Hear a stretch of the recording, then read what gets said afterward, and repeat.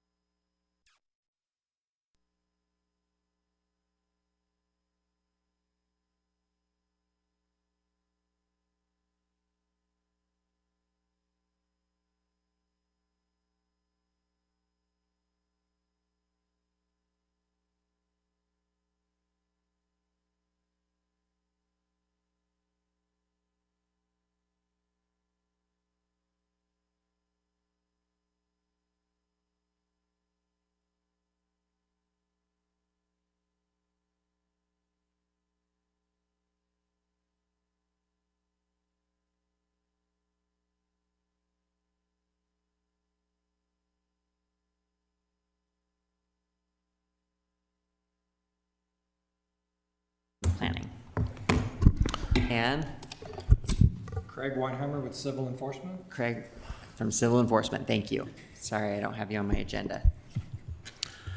In April 2025, the Council adopted a legislative intent asking the administration to review and recommend potential changes to city code as it relates to the number of unrelated people permitted to live together in a home. Today, Nick and Craig will update the Council on progress with the legislative intent, provide options for consideration, and ask for Council direction on how to proceed. Planning will then take the direction and work on the text amendment. And you have some potential straw polls in front of you that will be helpful in giving planning some direction. I'll turn it over to Nick. All right, thank you. Next slide, please. So just to start, I'm not going to read this, but this is the legislative intent that the City Council adopted that Brian was referring to, asking us to come up with some potential changes to the definition of family in the zoning code. Next slide. I wanted to give a little bit of history over in regards to how our zoning has viewed what a family is defined as. Initially in 1927, our zoning code basically said any number of people living as a single household unit. There was no indication of relationship or anything like that. That maintained up at least through 1949. It was essentially the same thing.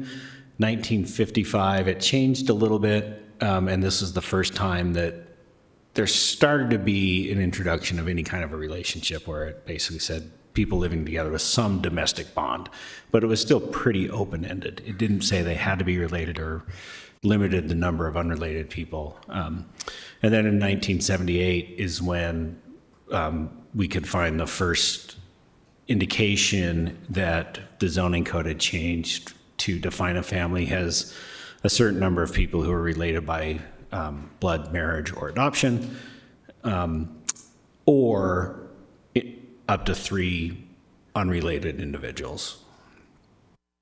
Next slide.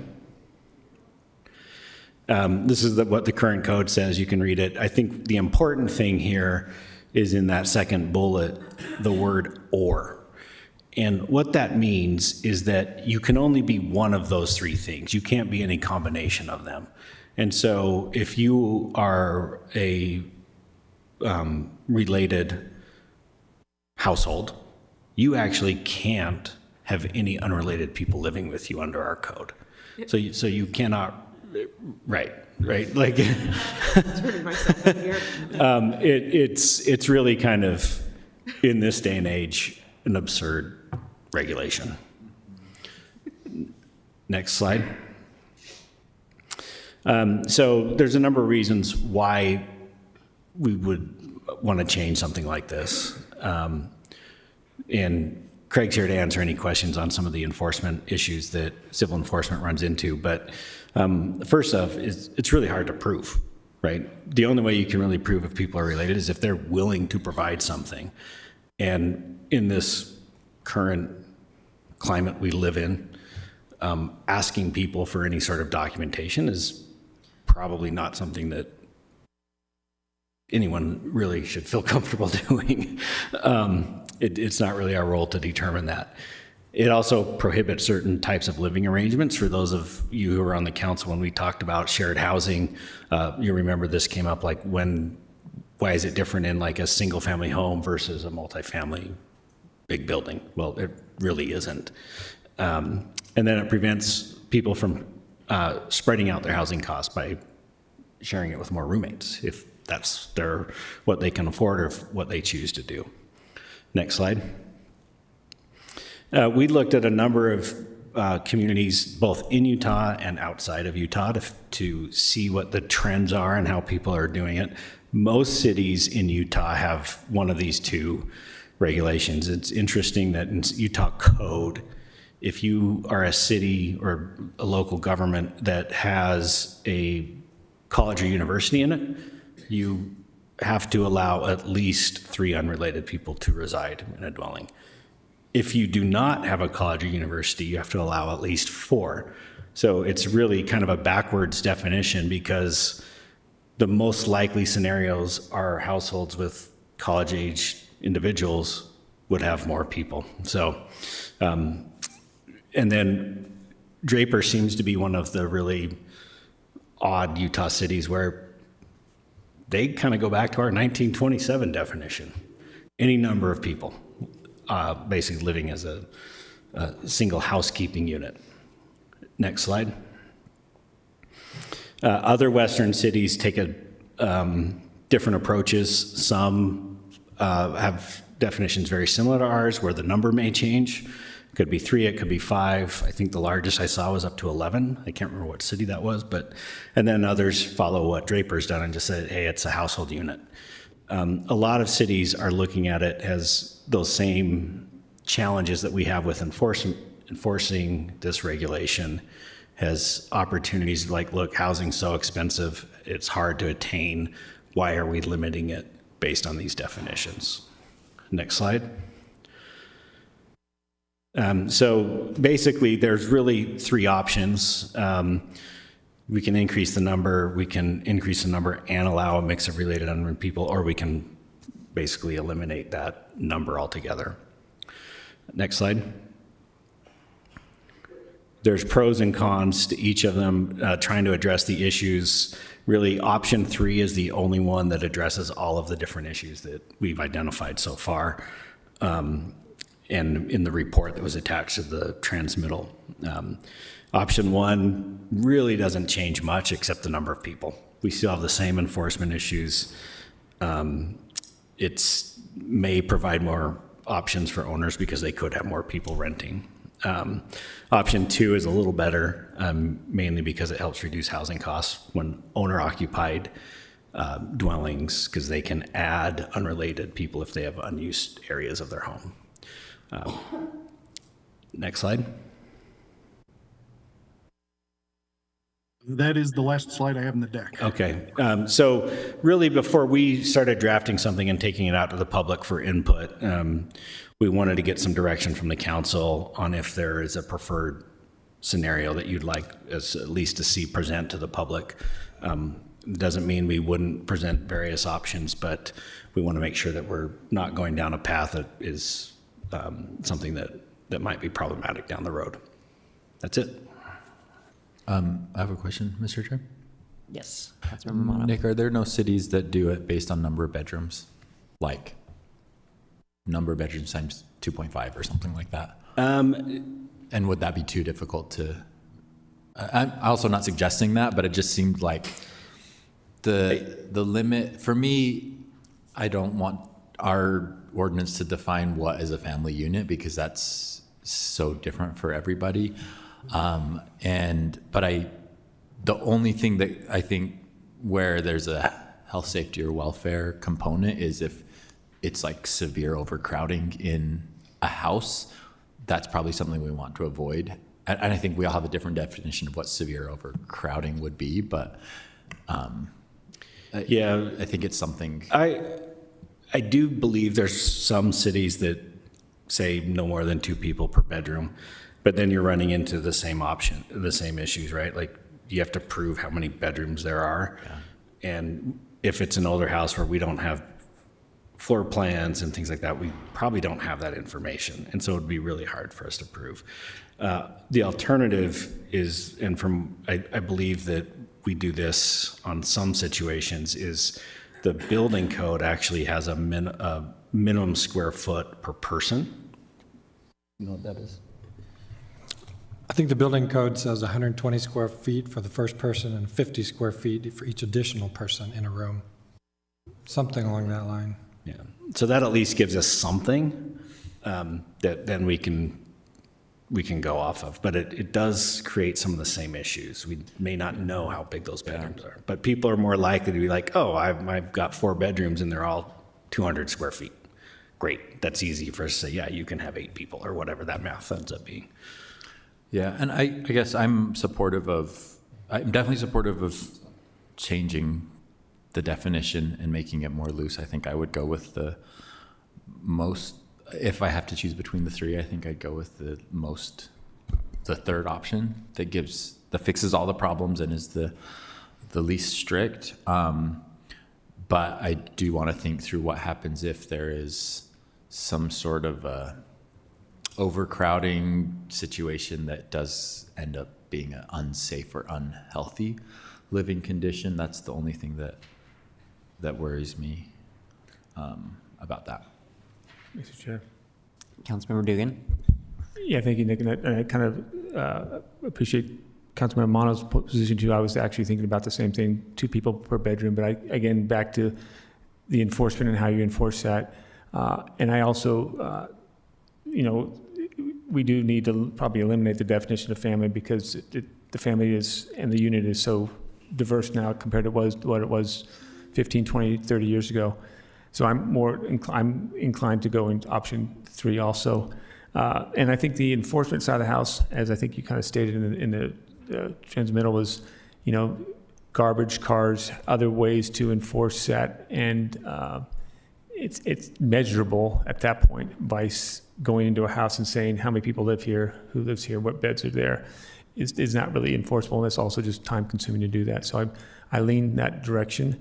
And I also think that we already probably have a lot of places now where there's probably a very large number of people living in small places because they can't afford anything else. And so I think it's already happening here across the board.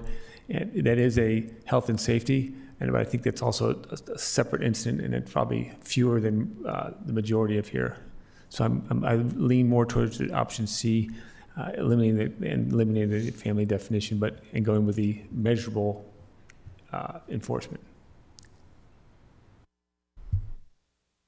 Any other questions? Yes, Councilmember Petro. I support getting rid of anything that doesn't have a function beyond public safety and anything that might be, like, I don't know if HUD uses this for anything, like if there's something, but like literally everything else should be destroyed and removed. Councilmember Puig. Mr. Chair, thank you. I remember the conversation, and you mentioned it earlier during the presentation, came up when we were talking about shared housing, and the one project that we discussed maybe a year ago or so, and the conversation went to bathrooms and kitchens too, and then the agreement then was either one or the other, but I wonder if beyond the bedrooms, we're talking also about bathrooms, and we may not know about that. So I'm also leaning towards the more loose option, but I have little concern about how many people, unless there is a problem, and I think that's the purpose of maybe try to find the ordinance, find some enforcement tools on this ordinance, but. If the conversation goes into how many people can be in a house because of the bedrooms that we may know or not, I also would like to think about bathrooms if that's the direction that you think it's possible, because there is an impact on a lot of people using one bathroom. So, but ultimately, I'm leaning towards the most loose of the definitions as well. Okay. Yeah, my feedback is the same as everybody else's. Thank you. So, Mr. Chair, if we could get some clarification, it sounds like the council is supportive of option 3 or some variant of that. That's what I heard. Yes. We can look at that, and also our intention is always to work with civil enforcement to find things to ways that we can appropriately address the impacts to health and safety, not just of the occupants, but neighbors as well. Yeah. We have this piece of paper that says straw polls. Are we looking to do an actual straw poll? Certainly If so, I'm can ready if to you'd propose like. one. It sounds like there's majority support for option 3, but go ahead and, whatever you'd like to do. I'll do it. Mr. Chair, I propose the straw poll that we support option 3, which is not differentiating between unrelated people and related people and removing the occupancy limit. Okay. Everybody go ahead. All right. That is 5 thumbs up. Thank you. Thank you.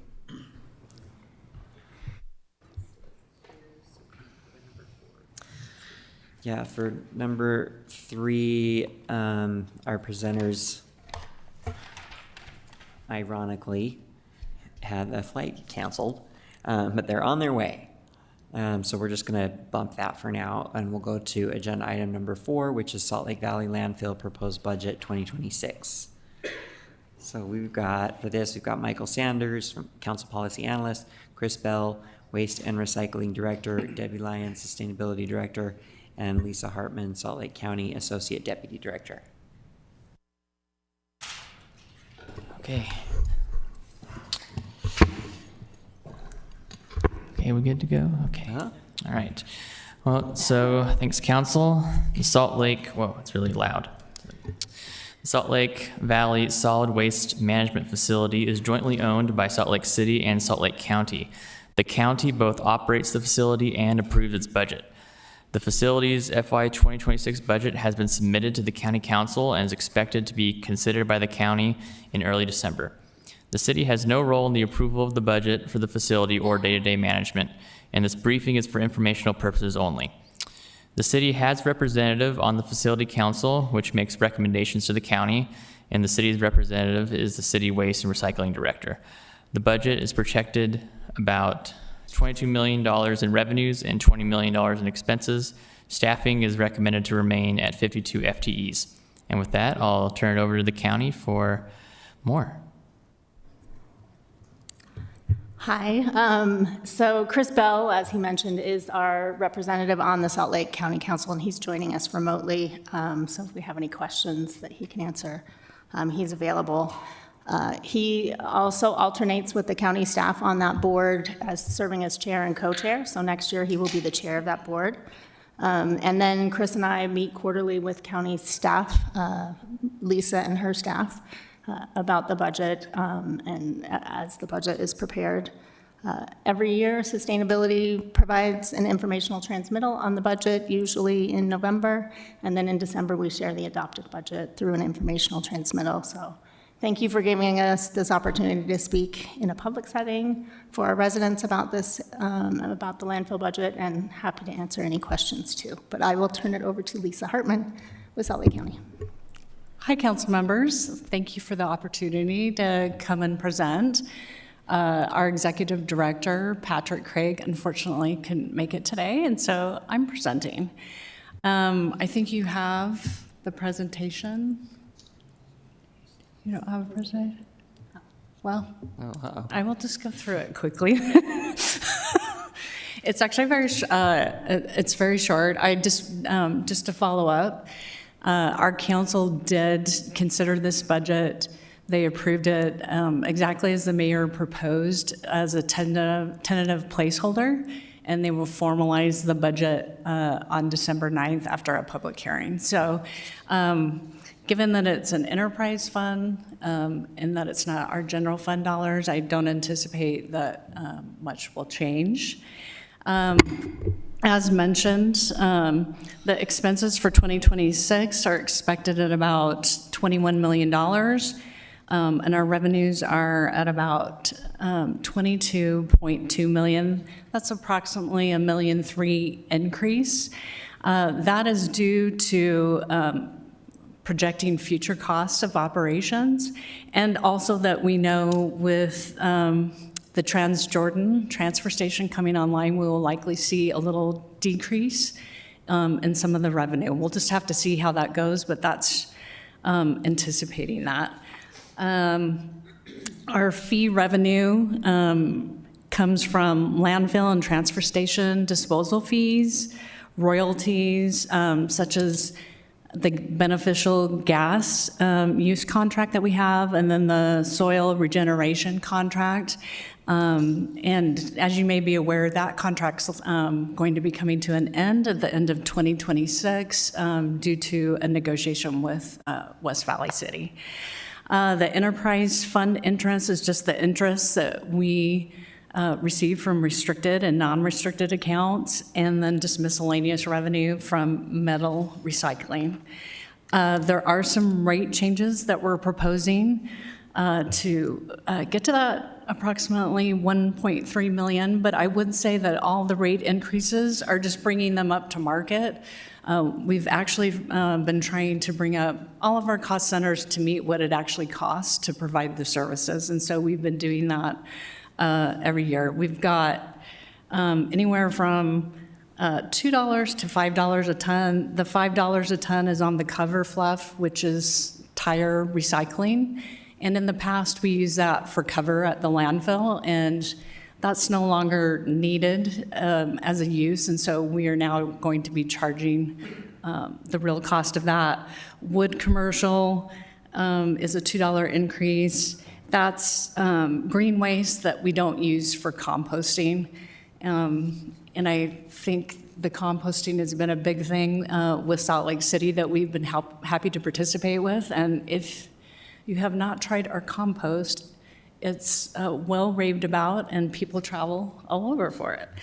And then our government rates on just municipal solid waste is increasing, both at the transfer station and at the landfill at $2 a ton.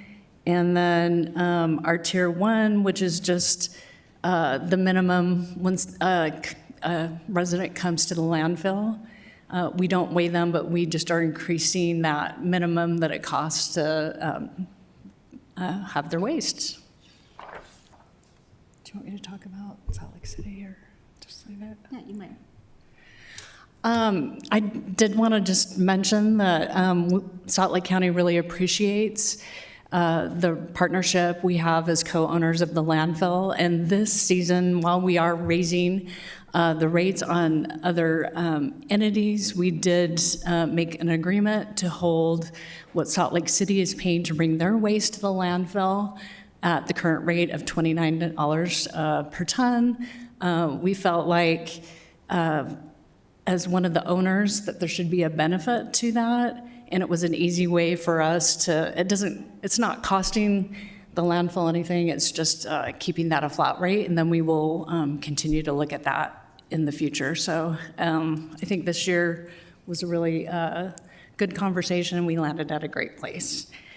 Then just some revenue adjustments, and then we also are just, some budget changes are just purchasing anything from a loader to an excavator, a haul truck out of our fund balance just to replace that equipment.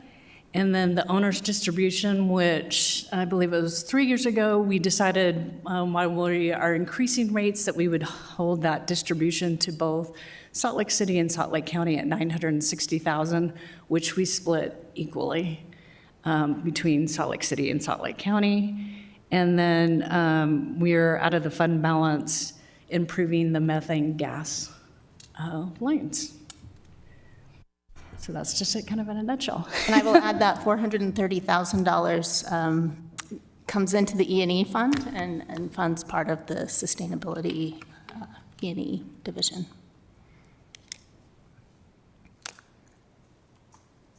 Any questions? Just one Councilmember Dugan. general question. A couple of years ago, we were discussing about the pending date when the landfill is going to be full. And when is that date moved? Or what's the thoughts or process? Or are we going to get a brief on that later on? If we're going to get a brief on that later on, they can answer it then. I believe the date, do you know the date? I believe it's 40 years or We've expanded it, I think, to 50 years, and Oh. a lot of that has to do with continuing to be efficient in how we are disposing of the waste, and hopefully we can continue to move that out. Also with Transjordan coming online as well, that should be help us expand the room that we have at the landfill. One of the discussions that I think maybe coming up at a later date is we are significantly competitive and lower than even our nearby competition. So we want to be conscious of that as well, that people aren't bringing their waste to us in order to save space somewhere else. We want to continue to have that space available for our residents. Okay, thank you. Councilmember Pedro. One of the things that we experienced in my district was recently with the floods, the people who were the quickest to jump in and be able to help were private sector people, namely the local ward houses and the My Hometown people. One of the big barriers to them being able to activate was the dump fees that they would sustain. Is there anywhere in the budget that there's like an emergency response or preparedness that would be able to offer relief, especially with climate change impacting our communities more frequently? I worry that this becomes a more rapidly occurring event? Right now, the council, about 4 years ago, made the call that they were going to limit what fees would be waived. I think that's a good discussion. The problem, I think, Woodford, that brings different ways to us for some of their residents will give a coupon and then it gets charged back to the municipality that's doing it. So there might be a way that we could have a discussion on that. But right now, the council can only waive the fees, and so we would have to go through some formal process of what that would look like. But I understand your point, and that's worth us having another discussion about how we could potentially do that. I know there was, the health department did come for household hazardous waste and did pick up there, and perhaps there's some more that we can look at policy-wise that could address that as well. Yeah, I'd be happy to raise it with the other electeds, but if you can internally look at that as a policy, it really would be something quite helpful. Thank you. Yeah, and typically if our waste and recycling division picks up any waste through our Caltal program, those fees obviously wouldn't be, they're just part of the services that we provide, so. Councilmember Pui. Yeah, quick question. So this relates to the cost that we that pays for the service, but when the city picks up something ourselves, bulk waste on the side of the road, do we have to pay also the same fee that? That Lisa was talking about that. There are, we do pay tipping fees. There is an owner's rate now that we negotiated this year, and we do pay a tipping fee on everything that we pick up. So, and that's like for things that the city picks up on the side of the road that doesn't have an owner per se? Correct. Okay. But for what I understand from the revenues, the city receives, a little funding from all of this, and it goes to a refuse fund. Is that what it's called? And that refuse fund pays for some people to go. Is that what the money comes from, to pay for the garbage police? What some of my neighbors call? Is that where that money comes from? The $430,000, right now it's going into I think the city ordinance states that it goes to the refuse fund. And so right now it is being placed in the E&E division, which pays for all the climate change work that we're doing, the climate plan that we talked about last week, and air quality work. So that's where that money is going to now. On the operations side, that's where the garbage police are. And that is paid for out of the monthly bill that people pay for garbage collection. And let me ask this, because there was a conversation with a community member, and there is a love-hate relationship with those people, right? Because for obvious reasons, they are enforcing something that most people don't like to be looking into, right? And the conversation said, well, just stop paying for that and use that money for something else.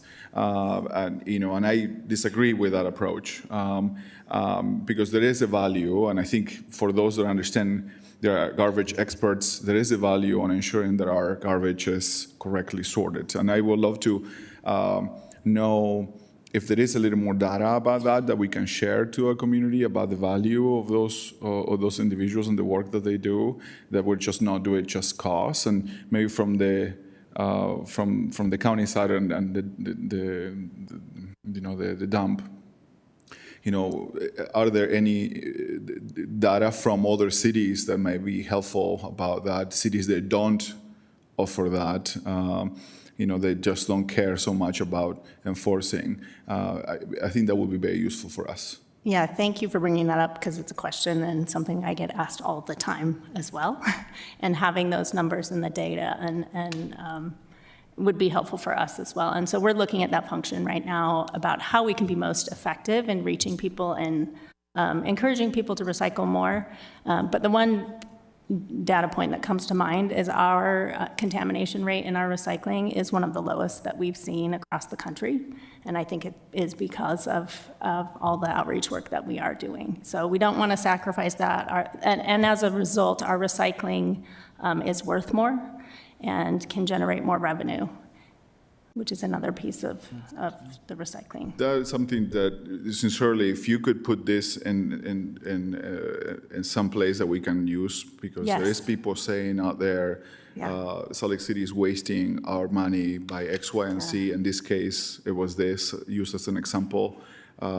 It would be very informative for us that why some of us may not know what it does. There is a tangible benefit and even a financial benefit to the city, not even only environmental benefits, right? Right. But there's a tangible benefit that that impacts our bottom line. Yeah. So we'd love to have that information. Yeah, I'll put that on I just put it on my to-do list. And I would just add, it expands the life of the landfill as well. The more that's recycled is more that's not put out there that we're having, that's just taking up space when it's not necessary. And I would just support Debbie. I think Salt Lake City is way ahead of the curve in terms of recycling a lot more that you can. It's, I would say around the rest of the county, it's, they're reducing recycling, and I think that's actually really not a good thing, given that just Amazon packages, if you look at that, that probably can fill up a carton a week. And then you've got all the stuff that's recyclable, which we know if people had the space and the education, that it's just an easy thing to start doing more of that. And I think Salt Lake City is a leader in that, that could be replicated throughout the county, from my perspective. Yeah, I would love to have more info on that and to like put something in my newsletter about it, because I've also had this conversation with residents.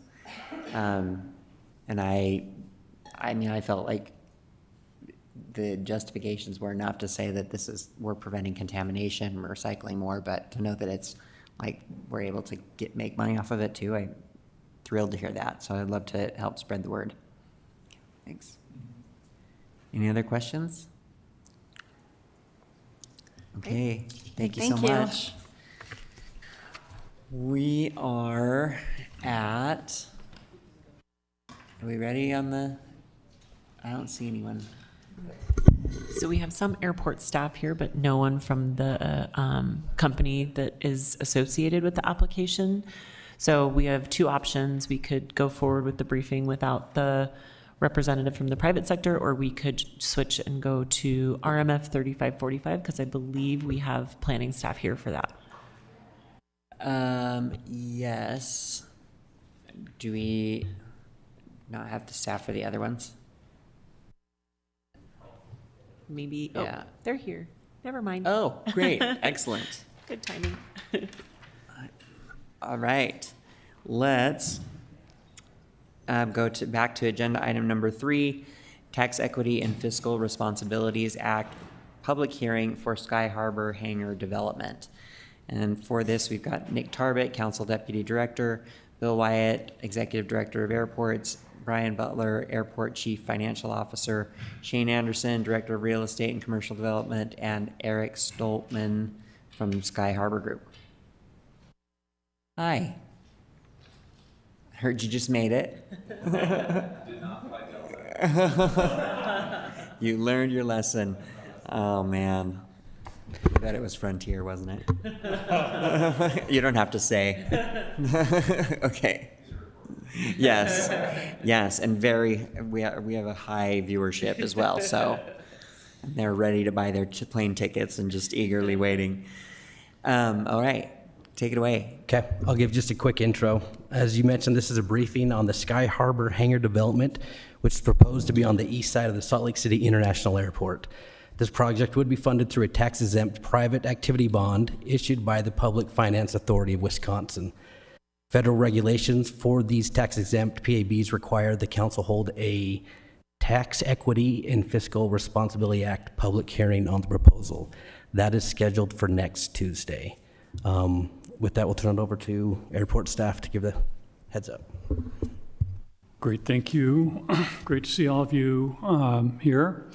So I'm going to try and set the big picture about what actually brings us to this moment. And before I arrived in Salt Lake, one of the things that I did, just due diligence, was chatter to my own staff about things they knew about Salt Lake, and one of them said to me, well, one thing about Salt Lake that's really unique, it's this huge hub airport, and they have way too many general aviation, smaller piston-driven aircraft on the airfield. And I thought, well, that's kind of weird and interesting. And I got here and heard exactly the same thing from the FAA. And the reason why that's a challenge, and I think this is an important part of the conversation, is that when Delta is bringing a bank in, they're bringing planes in that are lined up in a pipeline like 100 miles out, coming in, all landing at a very close quarter period of time, and then they all take off in a similar fashion. And if there is a Cessna 172 at the end of a runway, that's a plane that takes off at, I don't know, 90 or 80 miles an hour, not that fast. And the aircraft that are coming at them are coming in at 300-400 miles an hour, which means that the separation has to grow dramatically, and it really slows down the operation of the airport for its principal purpose, which is serving as a hub airport for the large airlines that serve Salt Lake City. And it became clear that we needed to really change the population of the east side of the aircraft, which is where, the east side of the airport, which is where all of the general aviation facilities are. And if you've been in that area at all and taken any notice, there is really a dramatic change going on the east side of the airport. We have two fixed-based operators. These are general aviation operators who provide a full range of services from fueling and hangars to repair and so forth. And that's somewhat unique. A lot of airports of this size don't have two. We're fortunate to have that competitive environment. But there are also lots of large hangar facilities being developed to service primarily a corporate and large private aircraft, which is really what that side of the airport should be doing. And if if you're down there in the old days, at least during Sundance or things like the NBA All-Star Weekend, you'll see just a tremendous amount of activity. When the Olympics come here in 2034, that'll be the area of the airport that is probably affected more than any other because of the volume of these aircraft that'll be coming through. And so we have been going through this process of really revitalizing the east side. We have been getting rid of leases for those smaller facilities, tearing them down, finding folks who are building the larger facilities. Sky Harbor would be among those. So there is a huge benefit to the airport. I should say, like all privately developed properties at the airport, after the lease term, we inherit the facilities. The Delta hangar has all their colors, has the big Delta name. You own it, it's yours. And same will be for this facility at the termination of the lease, which albeit is quite a ways into the future, but we do get something out of this, which is serving a particular mission on the one hand, and then inheriting these facilities as well. Now, Sky Harbor qualifies for a federal program.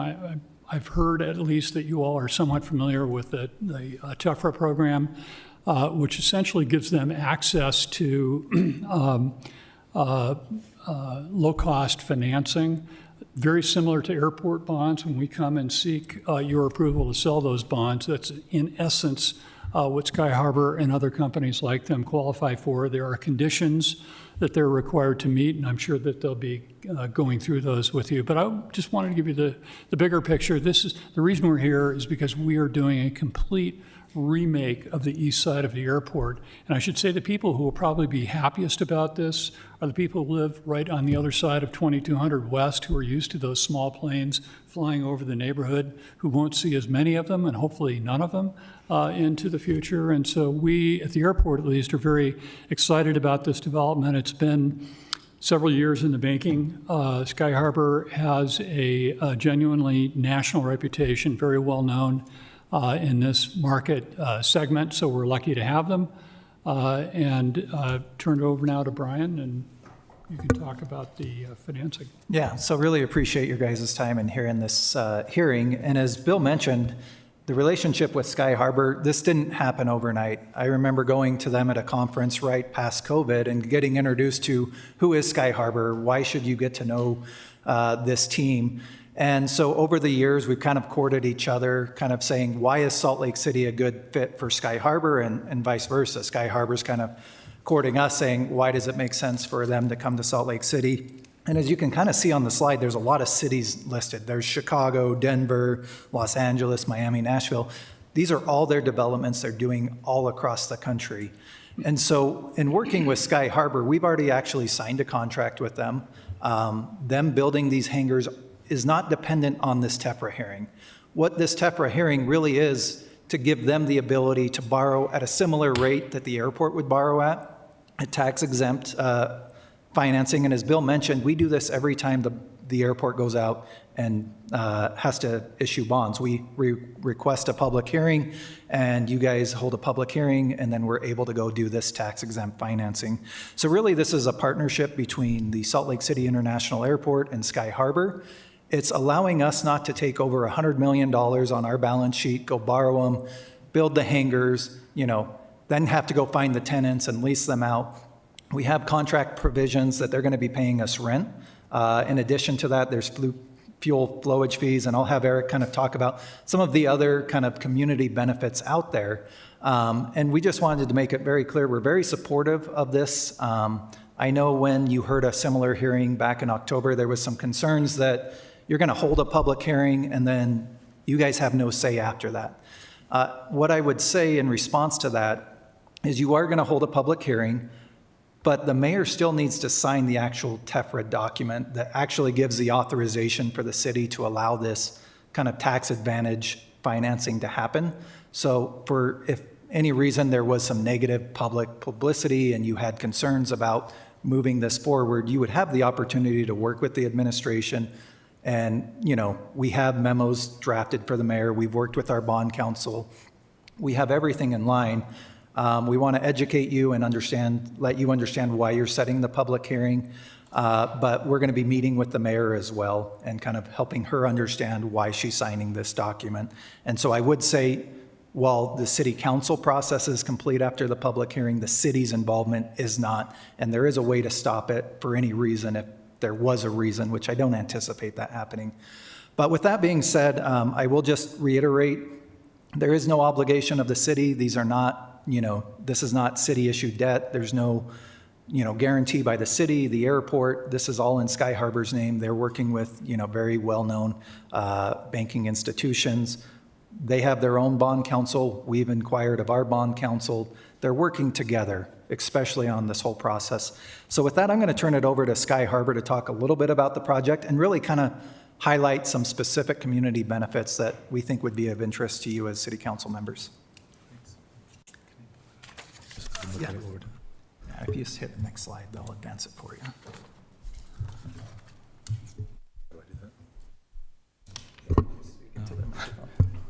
Thank you all for having me. My name is Eric Stoltman, Senior Vice President with Sky Harbor. Like many of us at Sky Harbor, I grew up in military aviation. I was a Navy pilot for 11 years, active duty, and I've been in the reserves now for almost 9. So our founder, same thing, was an Air Force pilot.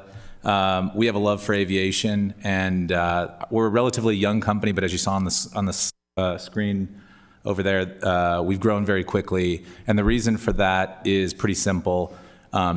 We noted, and we're probably late to notice, a long time ago that there is a undersupply of aviation hangar around the country, specifically for business aviation. And there's a variety of factors at play. Would take a lot more than 5 minutes to explain it, but suffice it to say that what we've been very successful in doing is delivering what we call our home base campuses to airports around the country, which is the hangars that you see on the screen here. And in doing so, in each of the local jurisdictions that we've been in, we've demonstrated significant community benefits. One, of course, which is very applicable to the airport, is direct revenues, as we said, through ground rent, fuel flowage fees, and the sort. But also for your constituents in the community, there is significant benefits in terms of taxes that flow to the city, county, state through a Sky Harbor development. did you say I can? You push just this tell in? them next slide. Oh, okay, next slide, thanks. If you say next slide. Next slide. So this is what I was, the Sky Harbor campus at Salt Lake City, as you can see on this slide, is expected to be just over 11 acres and consists of 4 what we call SH-37 hangars, which is roughly 40,000 square foot hangars. So next slide. I think we covered this, right, Brian? The next slide tells you a little bit more about Sky Harbor. Again, we're publicly traded. We went public in 2022. We're on the New York Stock Exchange under SKYH. So although we are a young company, as I said, we're the largest public developer of business aviation, or really hangars, in America, and that includes all of the FBOs that you've seen. Our product is what you see on the bottom screen there. Next slide, please. So the overview of the benefits, as I said before, direct revenues to the airport, but also the indirect revenues through taxation, right? Fuel and aircraft sales tax and leasehold improvement taxes. Additionally, I think Brian mentioned this before, but Sky Harbor is putting a private investment on the public lands here. So a large investment in the airport that will, and this is important, it will revert back to the city at the end of our lease, with decades of useful life remaining. So at the end of our ground lease, and this is the reason why we're qualified for private activity bonds, these hangars that we've built will come back to the airport, back to you all, and you can lease them out again, that you own them. In addition to these benefits, the Sky Harbor campus will contribute hundreds or preserve hundreds of jobs, both in the development phase of construction and also in the ongoing operation. Our campuses around the country house the largest corporate flight departments from we have multiple Fortune 500 companies. Our Houston campus, it houses one of the largest oil and gas companies in the world, and that campus in particular has anywhere between 25 and 50 employees at any point in time.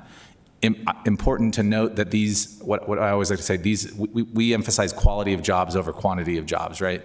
A large distribution center brings thousands of jobs, way more than we'll bring, but our jobs put people on a career in aviation. We're talking, the average salary of a Sky Harbor employee on these campuses is north of $60,000 a year. And actually now it's growing up to approaching $70,000 a year. This is entry level, which means these are the sorts of jobs that actually allow folks to move their families, put themselves on, as I said before, a career.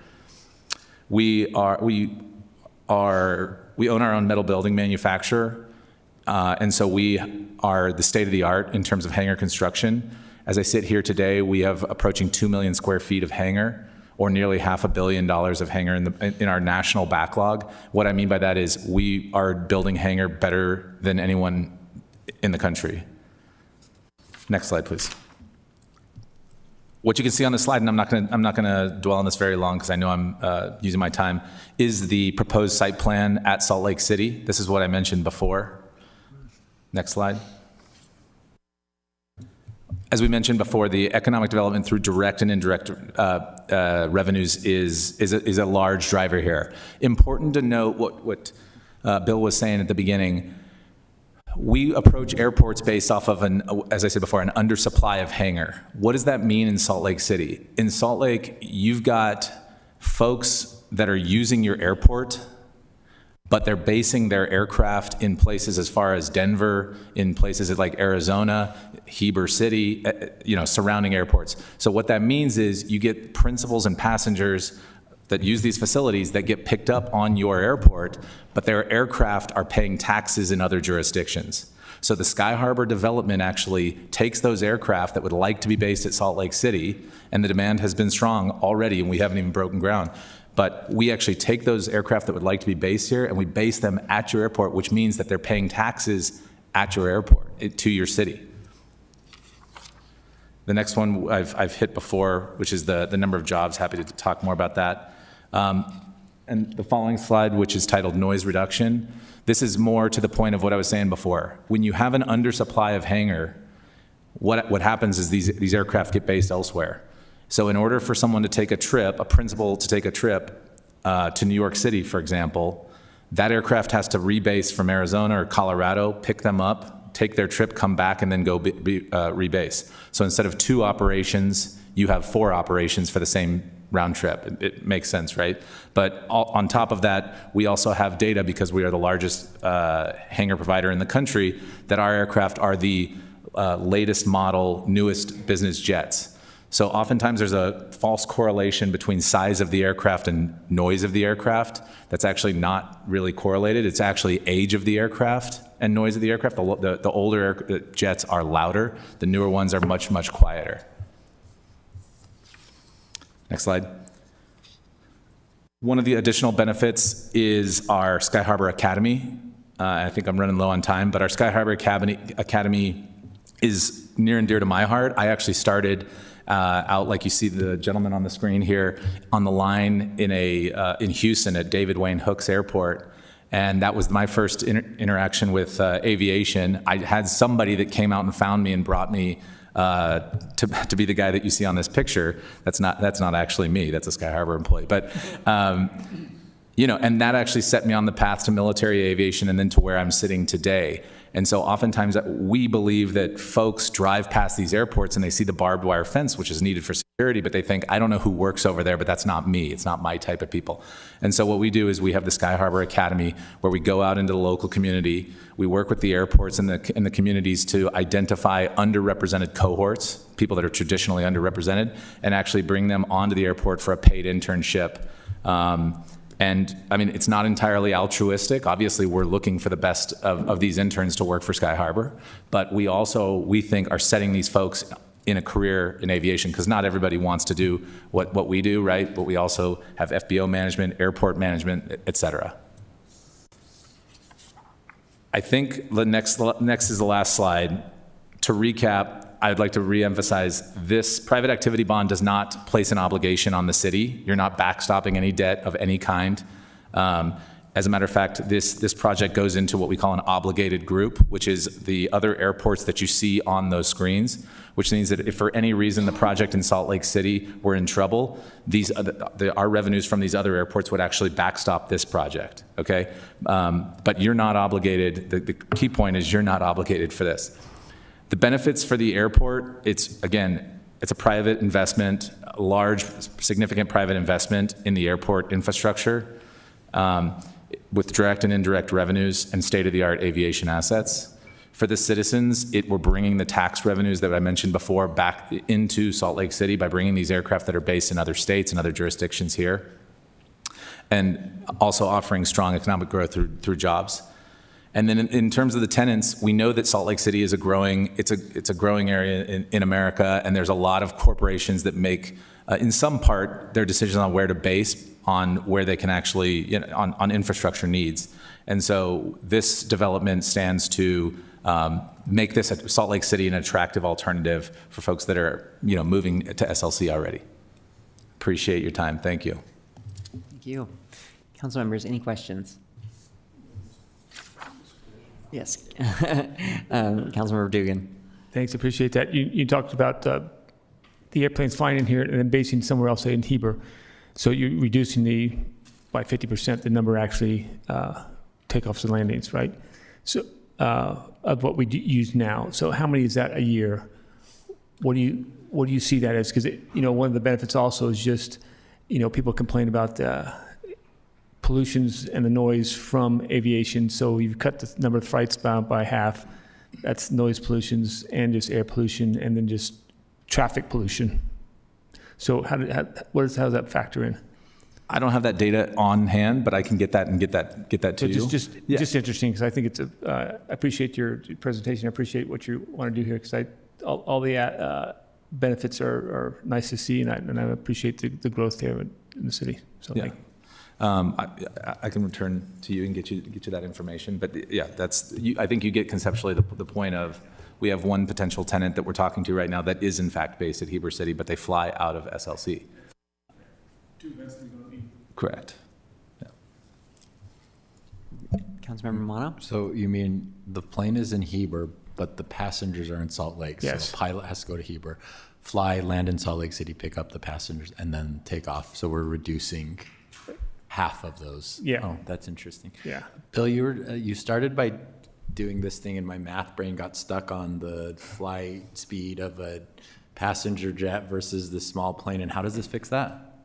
So, I'll just take a Cessna 172. It's an older plane, small, very popular, very popular among recreational pilots.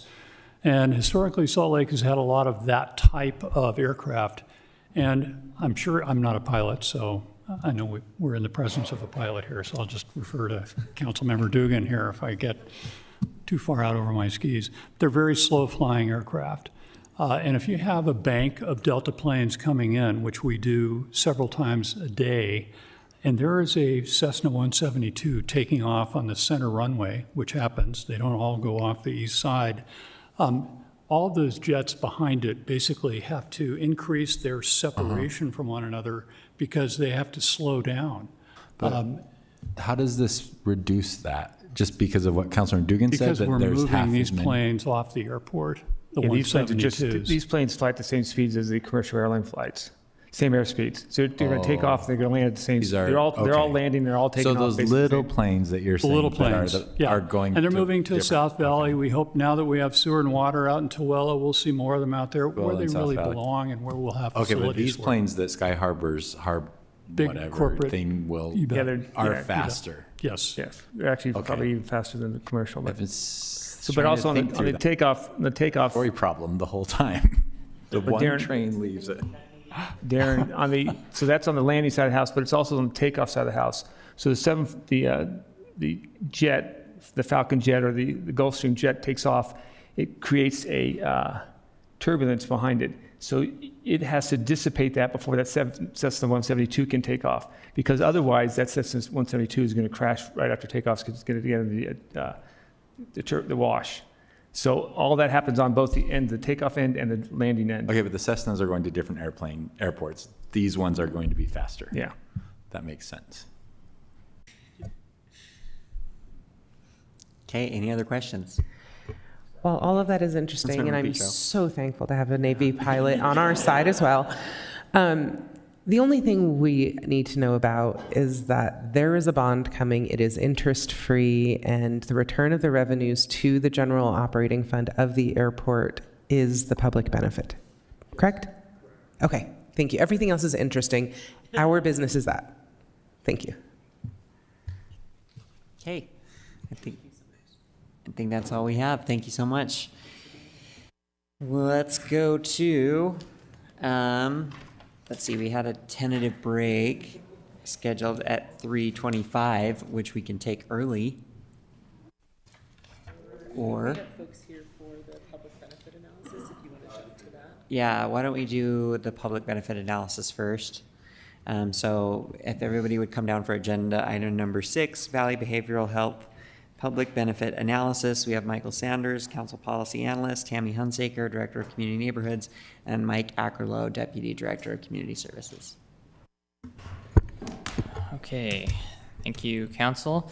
So the administration is proposing a resolution to authorize the release of Salt Lake City's reversionary interest in Valley Behavioral Health's property located at 107 South, 800 West. The reversionary interest in the property is currently valued at approximately $2.4 million. Releasing the reversionary interest would forfeit this money, but would allow the property to be redeveloped from an 8-unit building to a 68-unit permanent supportive housing project. Additionally, the proposal includes adopting a new restrictive use agreement on the property and adopts and incorporates the findings of the public benefits analysis. A summary of the restrictive use agreement is on page 2 of the staff report. This item requires a public hearing, which is scheduled for December 9th.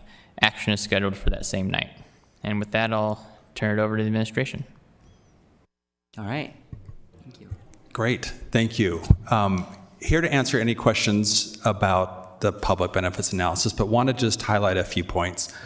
The reason we're bringing this to you is due to state statute and city code that we need to do a public benefits analysis for any time of this appropriation.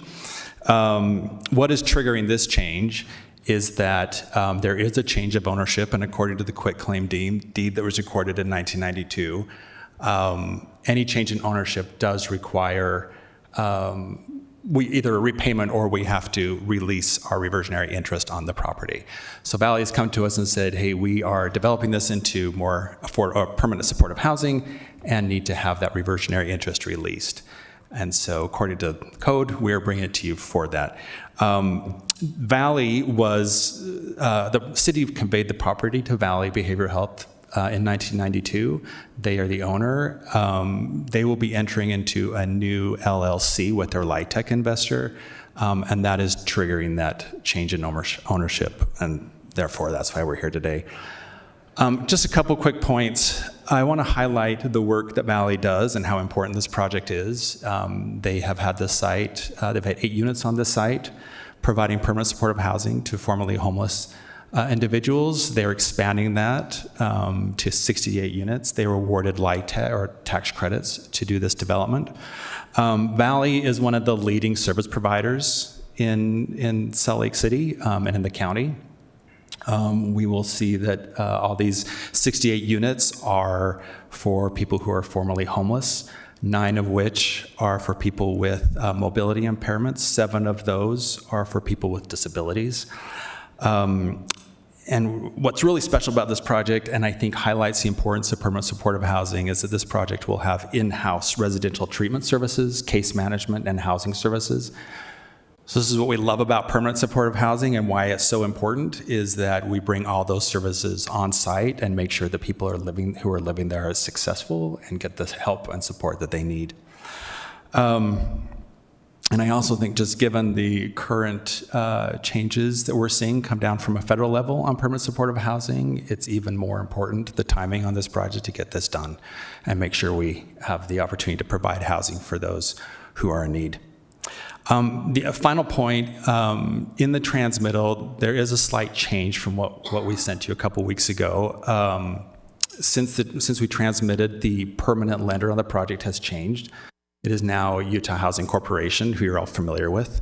And they have, and in our original proposal, we had a restriction in there that the project went into foreclosure, that the new development would have a 60% AMI requirement. That is unlikely to survive foreclosure, and so it will most likely not be included in the restrictive use agreement that will be recorded on the property. However, we feel comfortable, since Utah Housing Corporation is the primary lender on this, that future ownership or uses of the property will still be affordable. So I think we have a comfort level with removing that restriction as part of the foreclosure. So I think that's everything I wanted to say about this, and happy to answer any questions. Councilmember Dugan. Thank you. So are they just scraping the 8 units and then building the 68 unit building? Correct. Correct. Okay. Yeah. And they have to just find locations for those 8 units at this time, and then what's the timeline that they will be moving people in? Oh, that's a good question. We've got somebody from Valley here who could come up and answer that.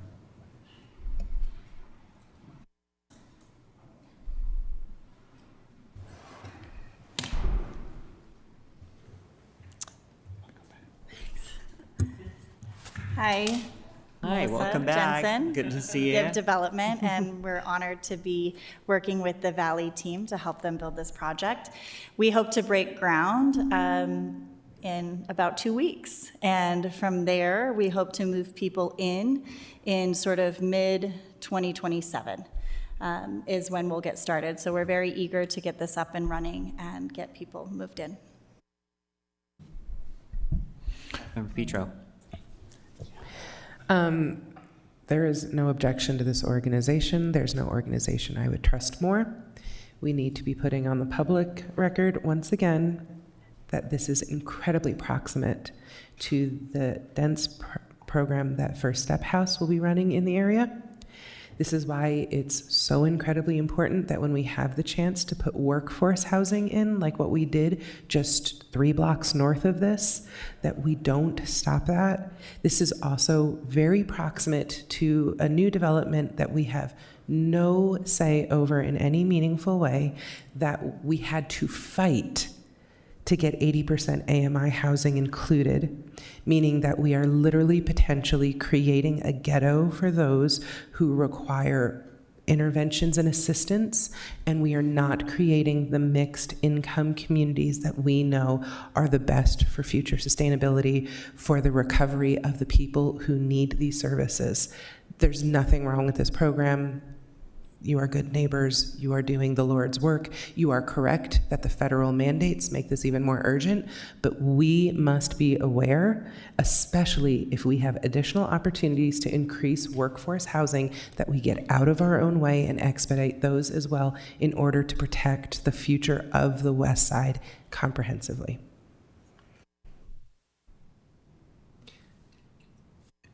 Councilmember Romano, did you have a question? Yeah. Okay, I do. go ahead. Thanks, Mr. Chair. I just want to make sure I'm understanding what we're being asked. So this is a project that the city owned it in the 90s and sold or gave to Valley Behavioral Health. And within that transaction, we reserved a reversionary right so that if it were ever to be sold again, we would have the first right of refusal. Am I understanding that correctly? Right. So, yeah, let me step back a little bit on that. So Salt Lake City had the property and conveyed it to Valley Behavior Health through a quitclaim deed, and in there included a reversionary interest that if the property was not used for permanent supportive housing for those with disabilities, then they would have to pay the city for the land. So essentially we are guaranteeing that that property was used for this type of housing. Given that now the project is expanding those services, that triggers that reversionary interest because it's going to a new entity for the tax credits. So essentially we're having to release that reversionary interest from the quitclaim deed, but are replacing that with the restrictive use agreement. That's the 50-year restrictive use agreement. Correct. Which guarantees the affordability. Correct. It's basically based at the AMI. Okay, and then and you're saying that originally we were putting it in there that it would survive foreclosure, but it will no longer, however, with Utah Housing as the permanent lender, if they were to foreclose on the property, they're likely to use it for Correct. Okay. I think I understand all that. Do we have other other city resources going into this project, CRA dollars or anything like that we're anticipating, or it's really just removing this old? Mike can correct me if I'm wrong, but I believe we're anticipating an impact fee waiver. Impact fee waiver. Yeah. Which would be in compliance with our ordinance. Right. Correct. Okay. All right. Thanks. That's all I need to know. Thank you. Any other questions? Okay. Okay. Thank you so much, Melissa. Good to see you here again. Really appreciate your time. Thank you so much. Okay. Should we do the break now? We're still ahead of schedule. All right.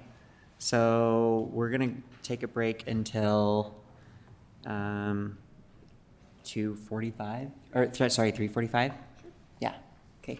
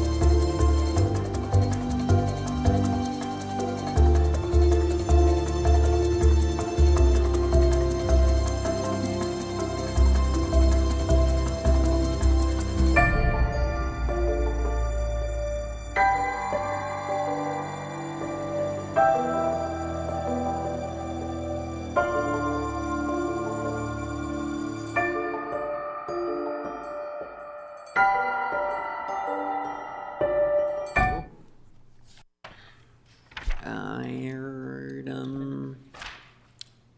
Is that where we're at? Number 7. Oh, yeah. Okay. Agenda item number 7, budget amendment number 3 for fiscal year 2025-26. So for this, we have Sylvia Richards, council policy analyst, Mary Beth Thompson, chief financial officer, and Greg Cleary, budget director. Come on down.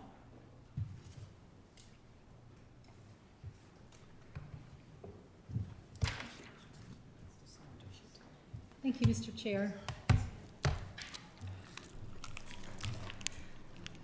Budget amendment number 3 includes only 3 proposed amendments, which are all grants, totaling over $4.1 million. The administration is requesting approval from the council because the size of the grant awards exceed the amount available through the holding account. No general fund expenses are proposed in this budget amendment. Therefore, if the 3 grants are adopted, the available fund balance will remain 12.7% of the fiscal year 26 adopted budget, or nearly $1.5 million below the 13% minimum target. And revenue update was included in the transmittal, but Mary Beth and Greg have a presentation. Take it away. Thank you, Council. I'm going to turn this over to Greg and Andrew, and they're going to do a presentation first of the budget amendment, and then they'll go through the revenue projections. They have an updated revenue projection from the one that was in transmittal. All right. Good afternoon, City Council. We can go to the next slide. So as Sylvia noted, this is Budget Amendment 3. We have 3 items in the grants section. I won't go into any more detail on those. I think Sylvia's done a good job on introducing that. Next slide, please. Additionally, this is not impacting the general fund on this budget amendment. These are 3 grant-specific items. And again, we'll be sitting at a general fund balance of 12.7%. Next slide. So most of the conversation this afternoon will be around our revenue projection. So this table here is the initial revenue projection that was submitted with the initial transmittal. Andrew and his team received updated data last week, and we've put together a revised projection through the month of October. I believe you have some handouts that will show the side-by-side. So we can go to the next slide. Again, very similar table. Values have just been updated with data through the month of October. And next slide, please. And from there, I'll turn it over to Andrew, and he is going to dive into some more detail on the revenues. Thanks, Greg. In regards to the sales and use tax, so you see the decline in there. That's not specific to the sales tax revenue. That's directed to the natural gas tax that gets grouped in that ledger. And the analyst cited due to mild weather and subdued prices to industry trends as to that reasoning. Charges for services, we're also seeing a decline there.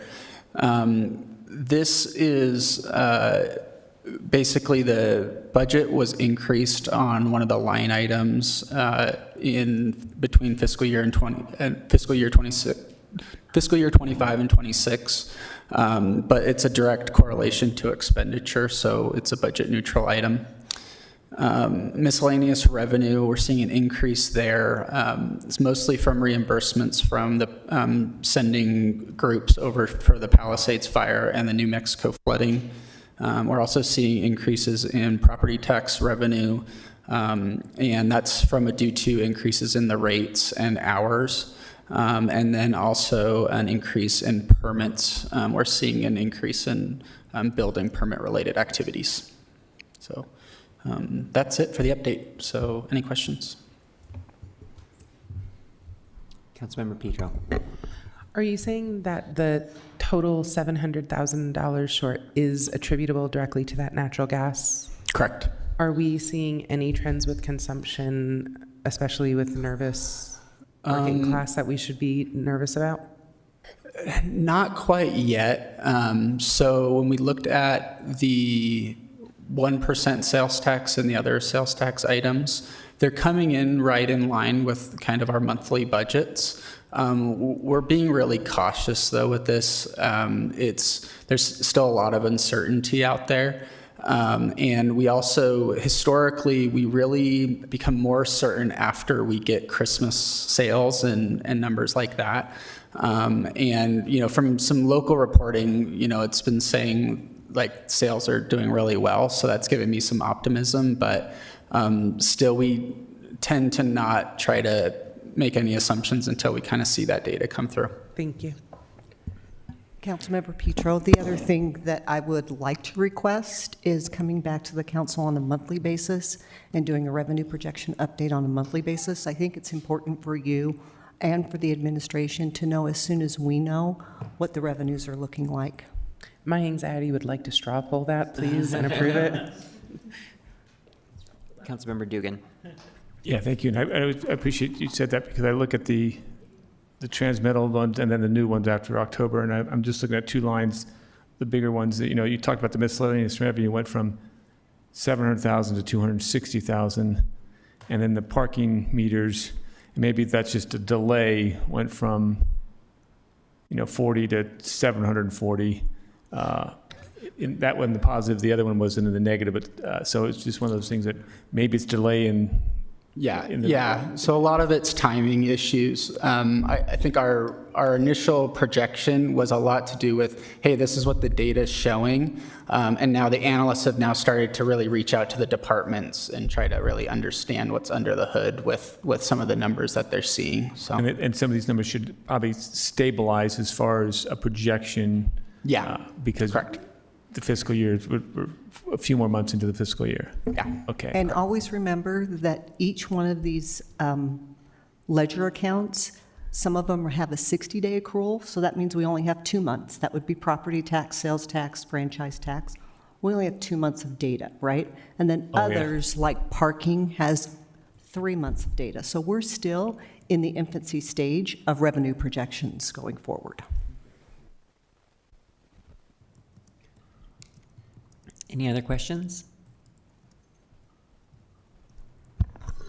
I just wanted to share gratitude to the administration for being so transparent and kind of up to date on revenue projections. I think I've shared with most of you the upcoming budget season and the upcoming legislative session may result in lots of uncertainties for our budget, both current year and next fiscal year. So it's really helpful that we have such real-time information from the administration so that as council members come up with ideas or you hear things from constituents, that information can be shared. So just thanks for your cooperation from the full administration, actually. Thanks.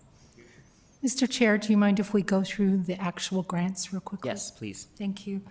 E1 is the COPS Technology and Equipment Grant sub-award from Davis County. The actual award to Davis County was $1.5 million, but the city is receiving a reimbursement for the purchase of equipment for $224,000. The grant will pay for license plate reader cameras, which will be posted on traffic light poles at major intersections going into and out of the city. The public hearing for this grant was held in November 2025. Any questions on that one? Councilmember Petro.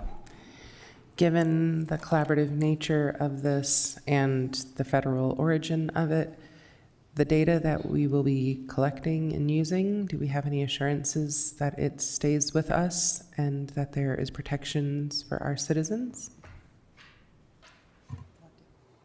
We'll have to get back to you on that. I would like. E2 is the Jordan River Water Trail River Restoration and Recreation Project grant for $666,000. This grant helps fund the removal of hazardous vegetation. The council has seen several of these grants helping the clear up the Jordan Rivers riverbed and banks and canopy. Public Lands is using $135,000 of operational funds as a required match, and the public hearing was held October 21st, 2025. Any questions on this one? And finally, E3. Councilmember Petro? Sorry. What's the origin of that grant? Who is granting it?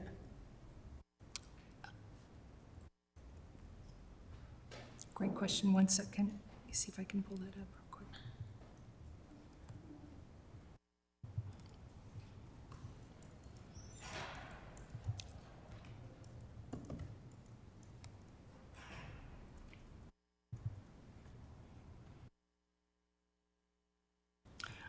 I don't have that right now, but I can share that with you. And third is E3, the fiscal year 26 homeless shelter cities mitigation grant of $3.2 million.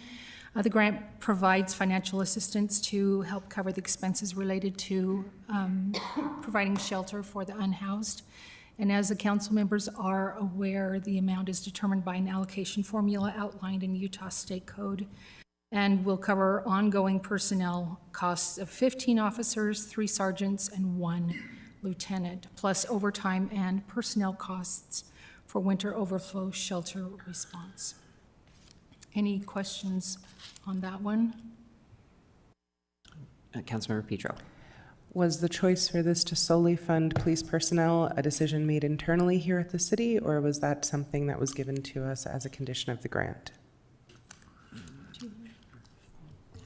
It was a discussion in the budget amendment, in the budget, excuse me, the 2026 budget to do police only. Thank you. Okay. And if there are no more questions, the public hearing for this item is next Tuesday, December 9th, at which time the council could adopt the budget as well. And that's all I have. Okay, thank you. Thank you.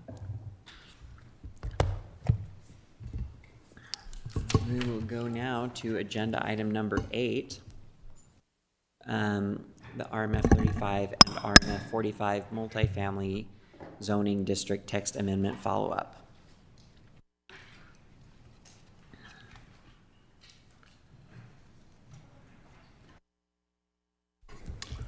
This is a follow-up briefing on the proposal to amend the RMF 35 and 45 zoning ordinance and map. During the November 18th public hearing, some commenters shared concerns that the proposal will negatively impact a planned project. Councilmember Mono asked staff to work with planning staff to determine if there are potential changes to the ordinance that would address the concerns raised. Aaron and Chrissy will now share some options for the council to consider, and then we have some straw polls for the council to provide direction to staff. Good afternoon, council members. Just to summarize the options that staff brought forward, the first was to eliminate the maximum building length. The second was to eliminate or change the max number of units allowed in a multifamily building, whether that's in the RMF 35 or RMF 45. And I know Councilmember Mono also brought up the affordable housing incentives on there as well. But before we dig into it, I wanted to go over just some examples of buildings that are over 100 feet. We can go to the next slide, and actually the one after that. So we have here, these are going to be mostly in Sugar House area where development has a different pattern compared to in the avenues, Capitol Hill, Central City, where it's more mid-century. So let's go to the next slide. All right, this first one is on Douglas Street. It's about 116 feet. Next slide. This was on 12th East. There's the dentist office on the main floor. This is 165 feet and is actually 7 stories. Next slide. This is also on Douglas. This is 12th East and Winchester. Not Winchester. Westminster. That's in Murray. Sorry. So again, about Westminster, 12th East. Next slide. This is also in 12th East. There's a lot of examples here of big apartments. Next slide. This is on Parley's Way. This is the condos. You can see that's probably the longest example I've seen, and you've probably driven past that on getting on the freeway. Next slide. That's the longest? The longest example I've seen. How far do you, or how long do you think that is? It's 201 feet. Oh, okay. Approximately, Google Maps measurement. Oh, so it was. Fine. I'll just look there next time. This is closer to Sugar House, kind of 8th East, 21st South. Next slide. And this is probably, actually this is the longest example, I apologize. The Georgian, or I don't know what it's called today, but that apartment that's had a long, interesting history, 261 feet. About 60 feet longer than the other one? Yeah. That's what I thought. Just, giving it the old ocular measurement. Yeah. On top of things. I'm just going to take a step back and just make sure to clarify for mostly people listening, but the code that's proposed has a 100-foot building maximum. And so this is exploring options to exceed that maximum, which is why Aaron's showing, examples of what that could look like. Yes, that's right. I apologize. So when we established these and we're crafting the code and bringing it to the community, we tried to approach the code limiting the size of development so it wasn't overwhelming, too large, kind of the big stuff we see in the more mixed-use districts. With a three-pronged approach, there was the max number of units per building, there's the maximum lot width, and the maximum building width. All three of those would work in tandem, just so there's multiple blocks to developers finding a way around some sort of, if they wanted to build something bigger. Removing one of those or modifying them, we're still going to get a very similar product from that. The numbers themselves, we put that in and spoke with architects and developers and only got limited feedback, but tried to go off of real world examples. But going back and looking at Sugar House, there are quite a few properties that are longer than 100 feet, so it's not really an issue to go above that was brought up by those group. And I also wanted to mention that there's also the density limitations. So for multifamily, it's 750 square feet per unit is proposed.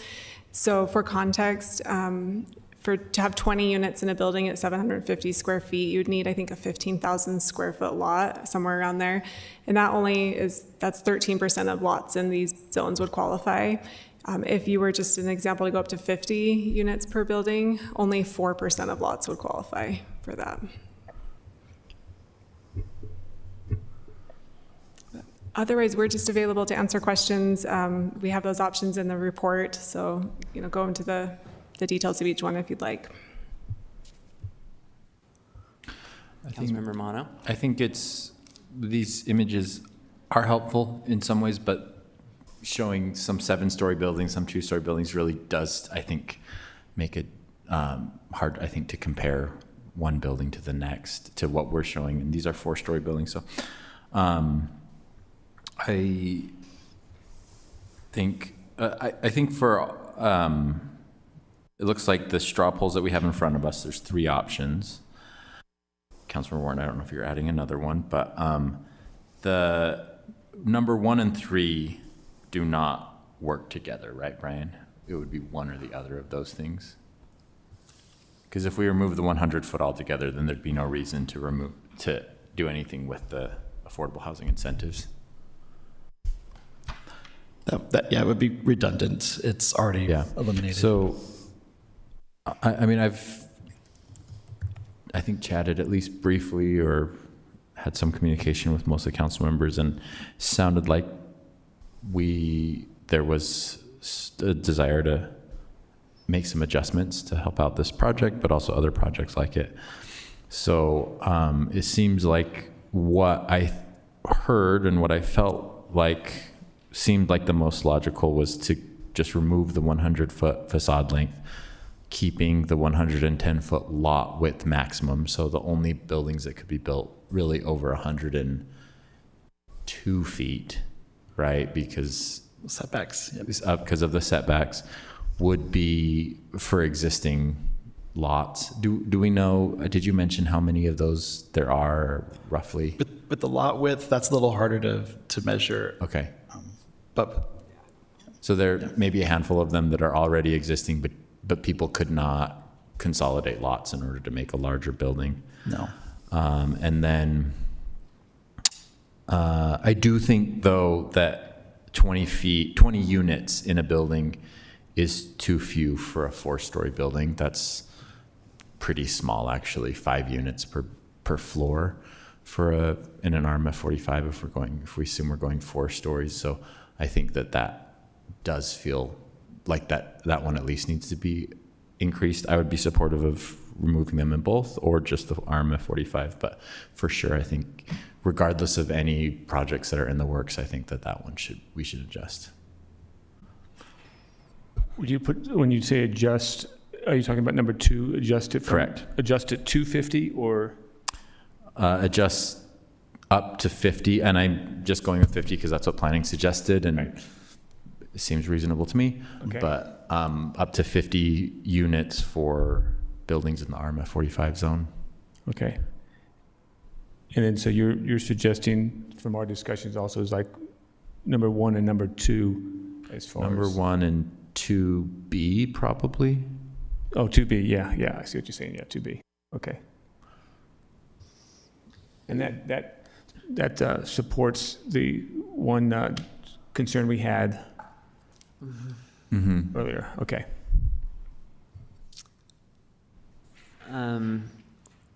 I have a question. I don't want to leave the impression that I don't think this would necessarily change my position one way or the other, but I did wonder about the 5-foot setback, like giving the additional foot. How hard would it be to accommodate that change? Is that something that you could easily, like, Control F and have ready for next week? And I just wanted to know if other council members are interested in that. I was talking about it, and it seems like it's not a big, it's one of the requests that was submitted that seems like wouldn't be difficult to accommodate. Yeah. The trade-off there with the larger setback is you're reducing the buildable area on what sometimes are very small lots or very narrow lots in this district.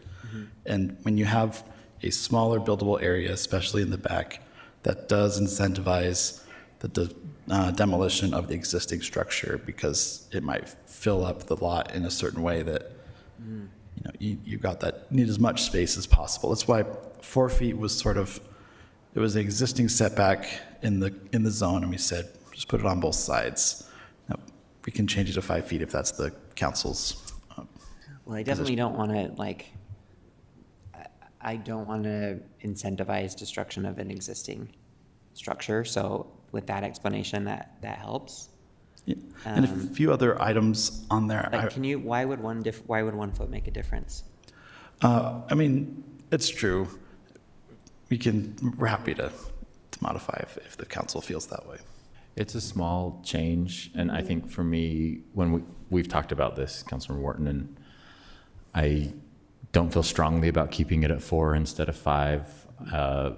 One of the reasons is that 5 feet is a cutoff in the building code for fire rated. Basically, if you're 5 feet away from the property line, you can have more windows than you can if you're 4 feet. So a lot of buildings are going to choose 5 feet anyway, but those are for larger buildings. What I think I heard Aaron just say is that's not really thinking of a lot that's like 25 feet wide, where if you're taking 5 feet from both sides, that starts to make a bigger difference.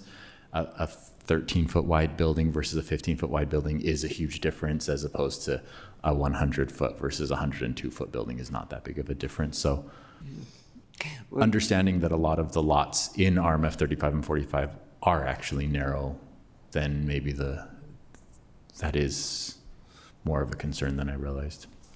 Well, I guess that's kind of goes to the heart of my question is, if it's not a big change from, it's only an additional foot from the existing, but why would that, if it's something that creates an incentive to demolish an existing building, like that doesn't seem like, in my mind, I would rather keep existing structure than have an additional foot. So I want to make sure the juice is worth the squeeze. So tell me why that foot makes it or breaks it.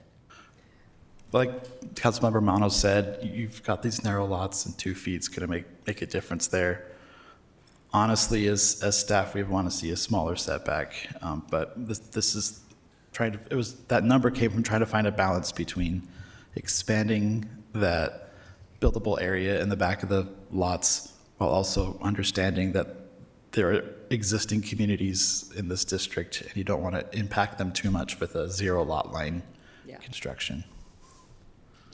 I'll just sort of bring up something that we've all talked about before, which is looking when we're going to cities like DC and seeing brownstones. That's possible because of 0 side yard setbacks. So we don't have neighborhoods like that in the city. We're not right now talking about that, but it's something that we've all discussed about, is there a place in the city that's appropriate? So that the smaller the setback, the closer to that you get. And there's something about the density there that makes it feel, I think, walkable. And but it's not something that I feel strongly one way or the other. I do appreciate that sort of insight about with narrower lots, it's going to be more of an impact. Yeah, I think that's really mimics what planning feels, that we did suggest 4 feet, and that's what we would propose, but it's not, I don't want to use this term, but like the hill we would die on, you know? Yeah. So. There's Nick Norris. Nick Norris. He's got his. He's like, actually, it is. To die on that hill face. So whether it's 4 or 5 feet, where that becomes impactful is if a project is following the International Residential Code or the International Building Code. And so if it's International Residential Code, anything between 3 and 5 feet has limited openings anyway at to 25% of that wall area. The International Building Code, which would be for multifamily buildings over 30 feet in height, has a similar provision. So it doesn't necessarily prohibit the openings at 4 feet. It just means you limit the percentage of that wall area that can have it. Yeah, and I spoke to our fire reviewer before coming here because I knew there'd be questions about this. And he made sure to point out that when we're talking openings, these are windows that open. Windows that don't open like a picture window, as long as they have that fire rating that's required within a building code, those are allowed within that 0 lot line setback or within the smaller setback.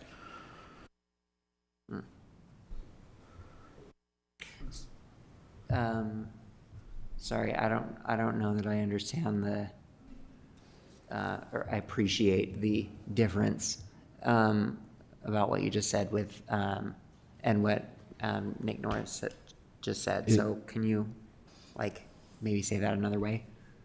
Or what? It's gonna be just fact dependent based on what type of project they're doing and how big it is. And I think maybe if I could just summarize what I'm hearing, and which I think I would agree with, is that a larger building, 4 feet versus 5 feet, is maybe not a big impact. But for smaller buildings, and if you're doing townhouses or duplex or something, which are allowed in these zones and might be the most dense you can do on some of these really small lots,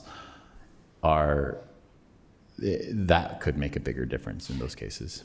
Right, but the piece that Nick added was that if you were at 5 feet under the residential code, that you're required to have more windows? You're not required to. If you're less than 5 feet, you're only allowed a smaller number of windows. I see. And it depends on a million factors, but. These smaller developments we're talking about in the backyard, they're not the multifamily ones. They might more likely to fall under the IRC code, where you have more window options in the 3 to 5 foot range versus the building code where it starts at 5. Got it. Okay. Anyone else want to ask about any of the other pieces on the straw poll or any of the other? I just wanted to bring up something that's not on the straw poll list. Yeah. But the question, I asked Brian to help me research this, and the same issue that we came up with related to the Sampson Altadena project is relevant here as well, where it's not applicable to any contributing structure in the local historic district, but if those buildings want to become listed as local historic landmarks, which is something that we would love to have more local, I would love to have more local historic landmarks, shows commitment to maintaining the building, then that step back would be applicable to those projects as well. So that the same thing that the Sampson Altadena was asking for, projects, this would apply to this as well. Okay.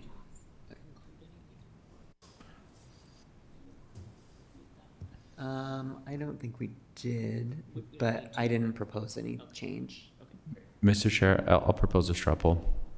I propose that we go with straw polls on our straw poll sheet 1 and 2B, which is to reduce the 100-foot front facade length maximum, but retain the 110-foot lot width maximum, and to modify the number of dwellings per unit up to 50, but only in the RMF 45 zone. Okay. Everyone understand the poll? Any discussion to it? Okay. Let me know what you think. Okay. It's unanimous. Yeah,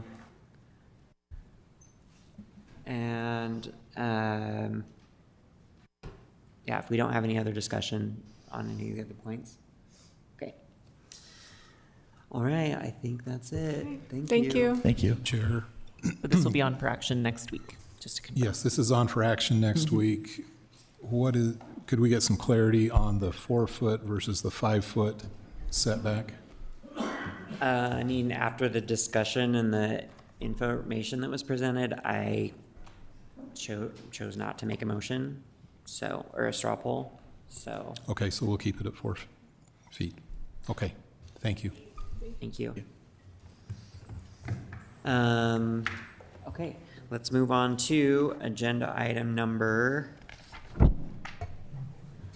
9. Consolidated fee schedule corrections for public utilities follow-up.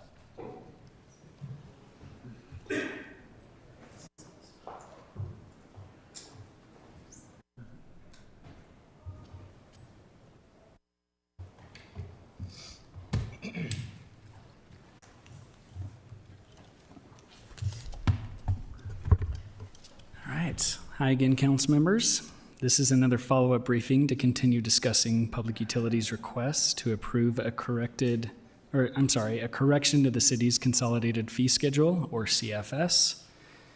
The correction would add the missing title "Fire Lines" and the description "per inch" to a rate table in the water section of the CFS. The fee applies specifically to customers with private fire service lines.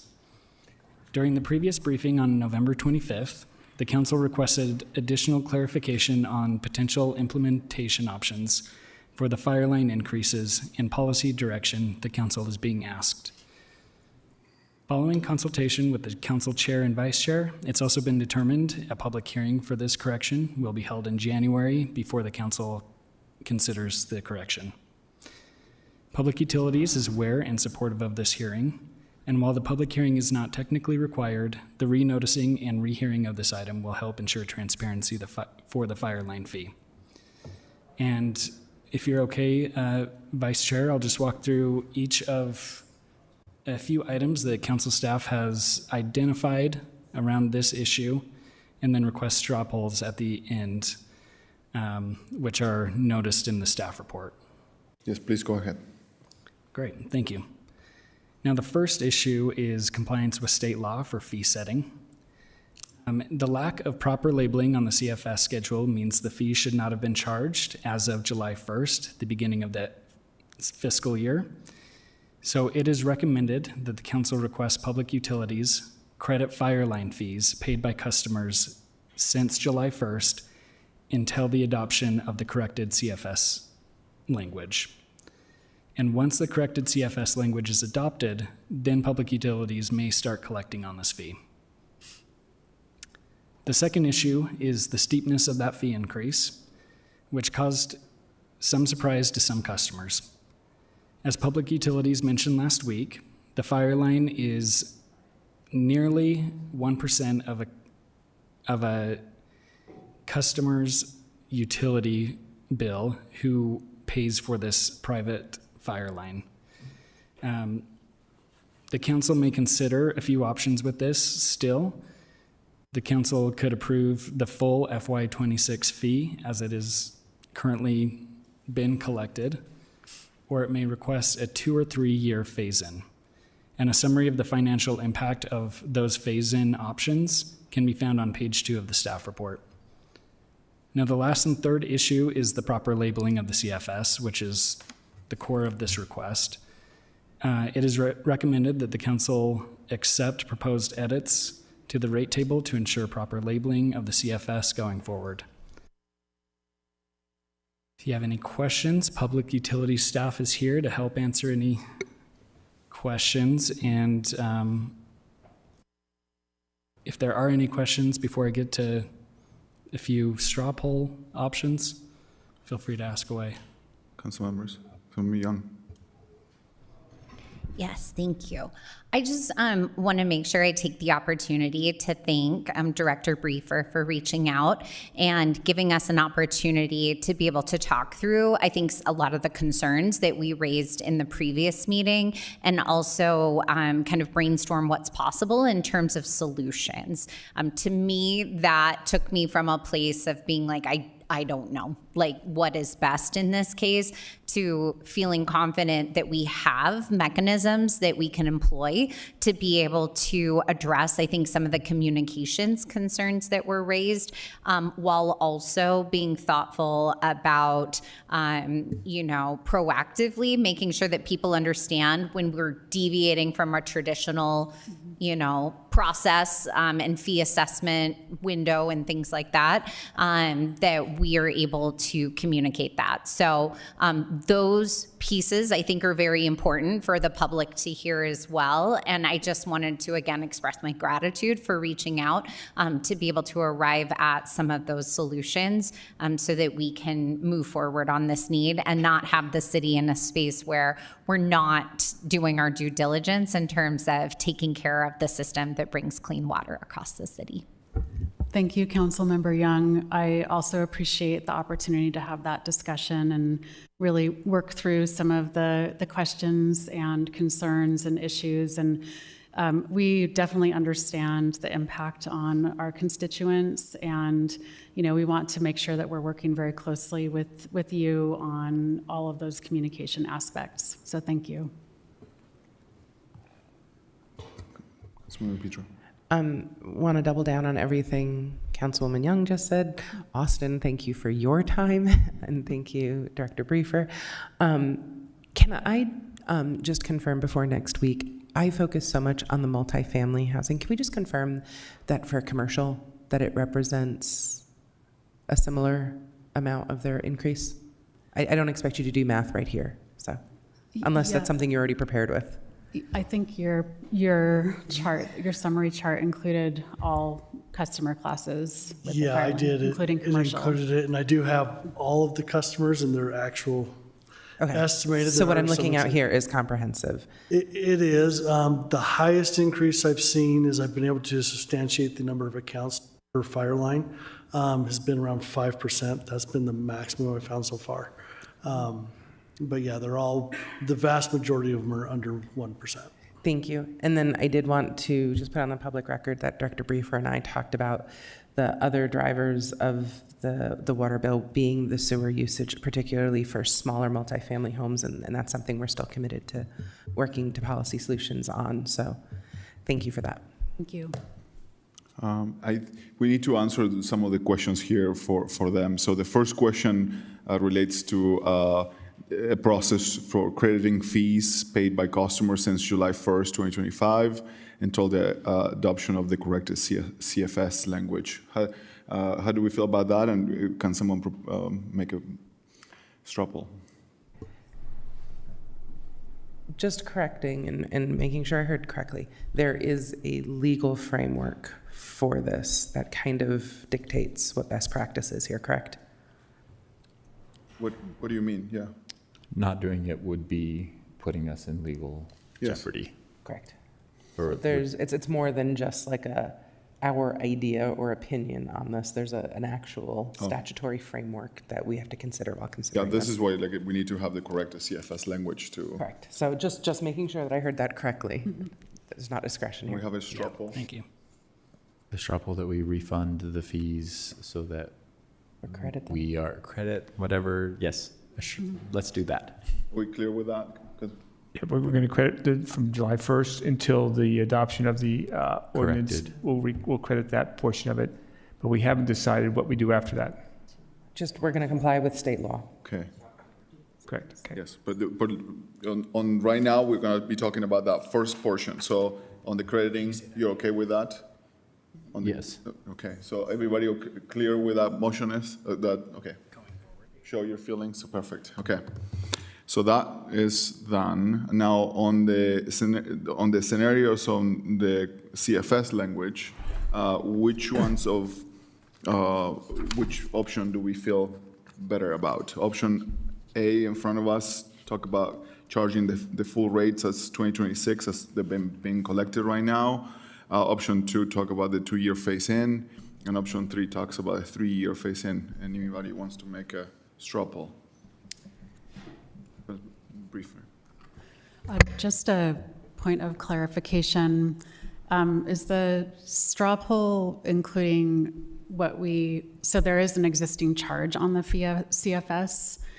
Would it be implementing the existing charge, or would the credit be back to the $1 per inch that was last fiscal year? Just to make sure I understand. Austin, maybe you want to illustrate that a little better, since you built it. You know, I don't have an exact answer for you on that. Okay, what is? It was my understanding that we would credit back the fees that were increased at the start of July. We're talking about the refunding is already settled. We already talked about that. We're talking about how the adoption of the corrected CFS language, right? Or I think what the director is asking about is how much is being refunded? How much is being refunded? Correct. Because was there I guess I'm a little confused. I thought that there was no fee on the CFS, and that's why we're having this conversation. There is a fee on the CFS. It just wasn't labeled per inch. Per inch, okay. And so the question is, do we charge the fee that's on the CFS, but not that per inch? It's just the. Oh, okay. And then if we credit back, is it up to, or is it? Whatever was above that. Or are we asking to go back to fiscal year 2025 charges? I have a question. Yeah. And it's going to be different for each diameter of pipe, it sounds like. But the fee that was on, the incorrectly written fee that was on the CFS that did not say per inch, is that typically more or less than the 2025 fiscal year fee? It was more. So even though it was. There are some that are less.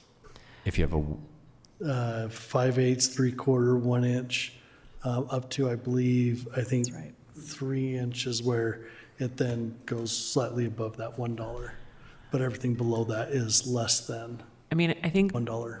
I think best practice would be to the council adopted the CFS with the fee that did not say per inch, and so that would seem like a reasonable place to start, meaning like that's your baseline, and the thing that's refunded is the increase above that. Okay, but what if I had a 3/4 inch pipe?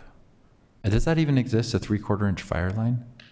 There are some very old pipes where some of these small ones do still exist. But then we don't install new ones. It's against fire code, but we have to maintain what was already in place. I would probably think those are But small.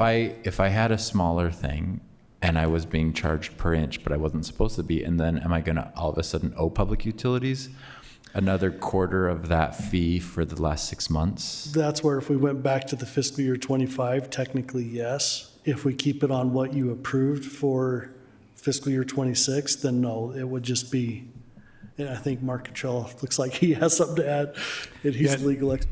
No, thank you. And it's not generally our practice to try to noodle through some of these legal questions, but I think there are concerns from the attorney's office in going back to the previous year based on sort of how the laws are layered through here. So I think if we are put on the spot to ask for recommendation, I don't think we could legally go back to the previous year's fee. We have to go to what was adopted in the CFS as it was written, even though incorrect. Thank you for clarifying that for me. I didn't want us to leave the table with different expectations Okay, I'm on gonna that. re-straw poll that just for clarity, that we refund the fees that were paid for the fire lines, the difference between what was paid and what was written in the CFS, which was a fee, but not per inch. Okay, I think we have a correct extra, and that will like replace the previous one. Just clarifies the previous it. one. Okay, let's do it again. Show your feelings, I guess. Sorry. No, it's yours. All right. Is that the only one we needed? No. Oh, okay. We have to next. decide if we're charging the full fee starting in January or a 2-year phase-in or a 3-year phase-in. That's right. Okay. How could I forget? Okay. Start off the discussion there. Who wants to start? Since it represents such a small portion of the reports that we have, and we have a commitment from Public Utilities that we will work on the other issues that were so steep, I think we should just leave it as is at full implementation. So the full implementation starting the date after the. As soon as is legally and practical. Once the public hearing possible. is held and the ordinance is adopted. Okay, I want to, then if we're doing that, I want to drill down into when you said it's a 1%. Can you say that again and explain it to me if I have a 1-inch line versus if I have a 5-inch line? Like how are those? Yeah, so there's a wide range of how much usage they have. So what I've been able to verify is the highest I've seen on any account is up to 5% of their total utility bill is the fire line. The average is less than 1% of their total utility bill. So what's accounting for the people that are saying, oh, all of a sudden my bill tripled? Like that's just not true, or? So that is true. What they're talking about is so I guess it's if they're talking about the total utility bill or the fire line. The fire line was. Yeah, I don't know. They're coming to us and they have 2 minutes to explain it. So. I mean, in some case, in literally one case for a 3/4 inch, and then I can't remember how many were in 1 inch and 2 inch, but in very few cases, they actually saw a decrease. Vast majority of them saw anywhere from a 10% increase to up to a 800% increase on the fire line. Because going from $1 an inch to $8 per inch, 800% increase.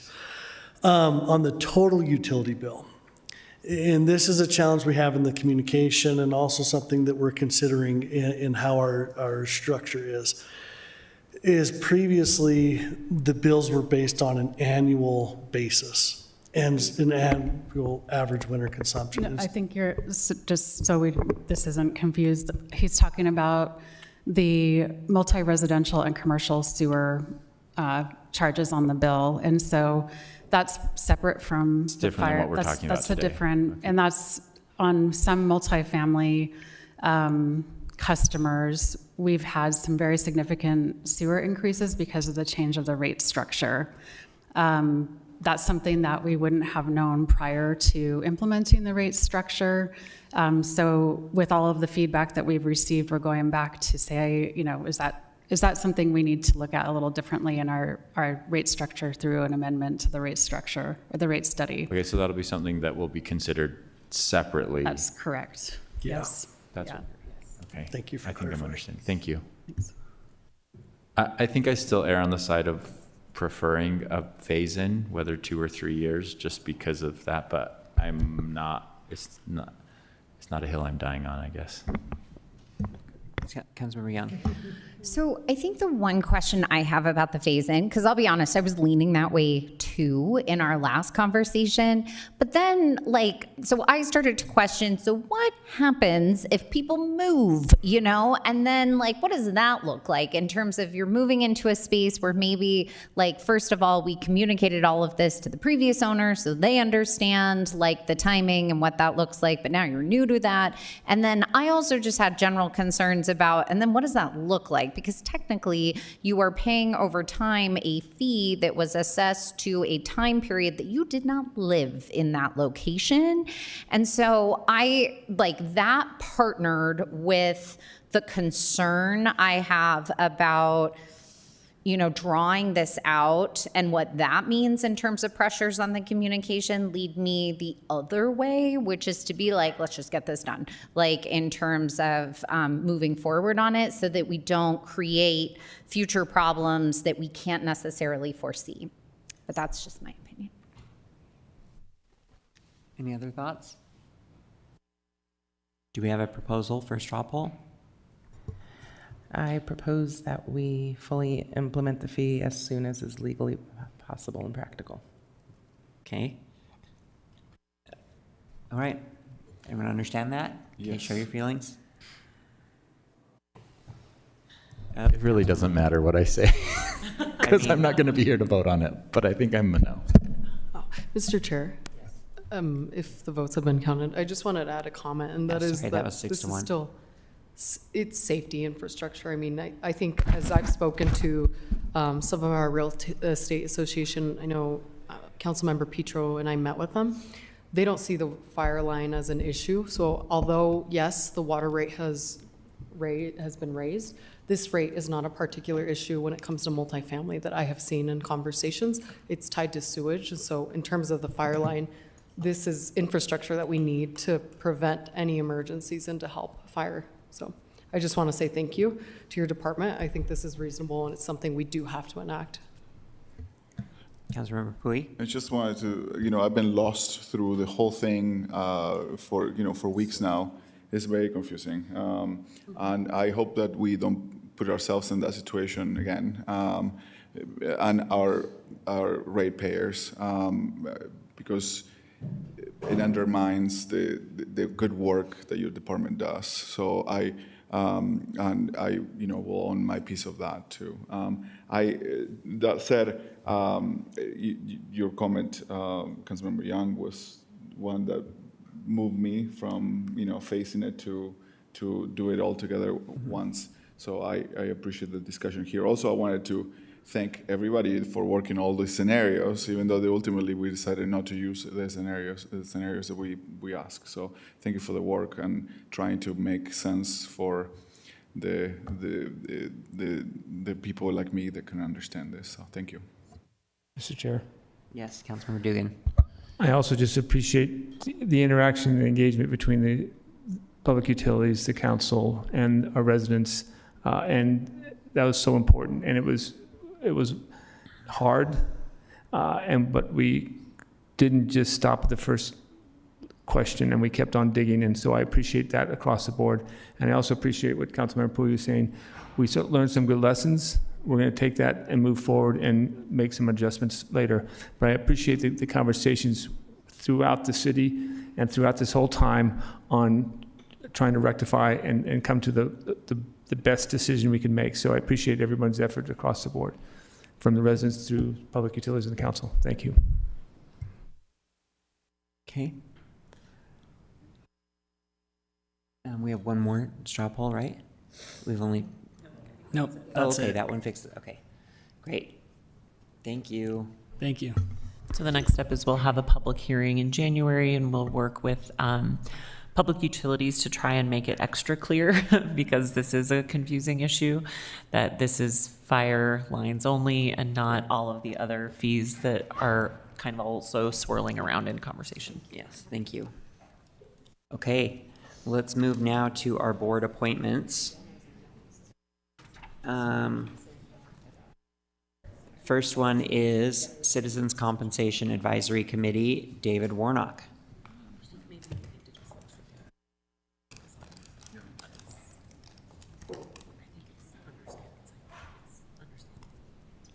All right. So, David, this is your opportunity to talk with us. Tell us a little bit about yourself, why you're interested in serving in this position, and just anything else that you think that we might need to know in considering your nomination. Perfect. Well, thank you very much. Nice to meet you all. My name is David Warnock. I am currently the Human Resources Director for Summit County. And I've known David Salazar for 16 years. He served on some boards and commissions when I was with Unified Police Department.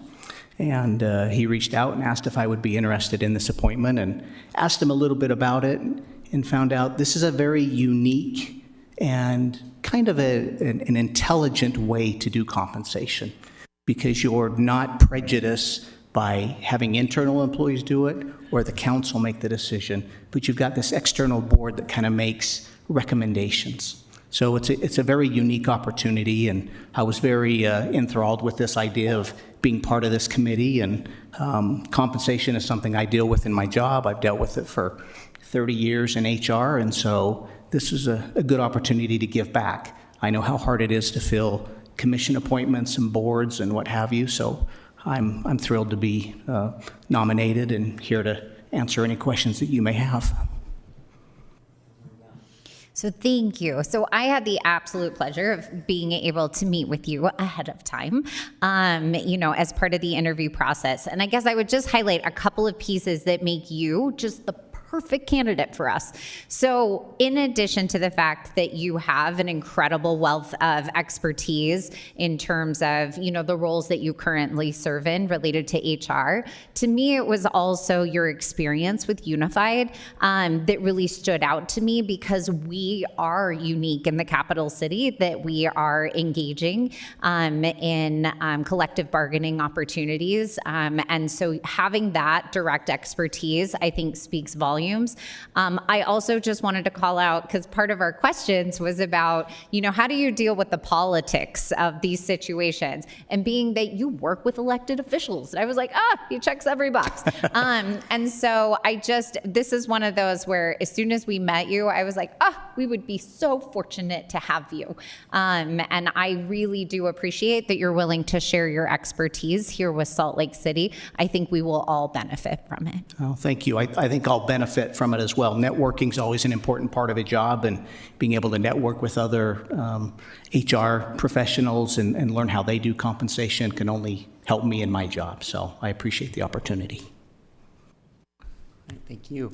Sorry, Councilmember Lopez Chavez. You're good. Just because it's top of mind, I just want to say thank you for bringing.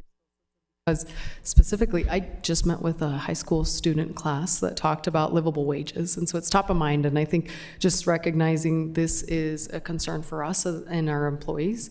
And so I'm looking forward to having those conversations, especially as we know that the cost of living is rising, and coming up with standardizations and processes that can help that. So just thank you. You're welcome. Thank you. All right. Well, thank you, David. We will place your name on our agenda, our consent agenda for adoption at the formal meeting. You need not be present to win, but you're welcome to join us if you'd like. But yeah, other than that, thank you so much for your service to Salt Lake City. Thank you. Appreciate the opportunity. Okay. Let's go to number 11. This is Metropolitan Water Board. Appointment for Ralph Becker. Come on down. Good to see you back at the table.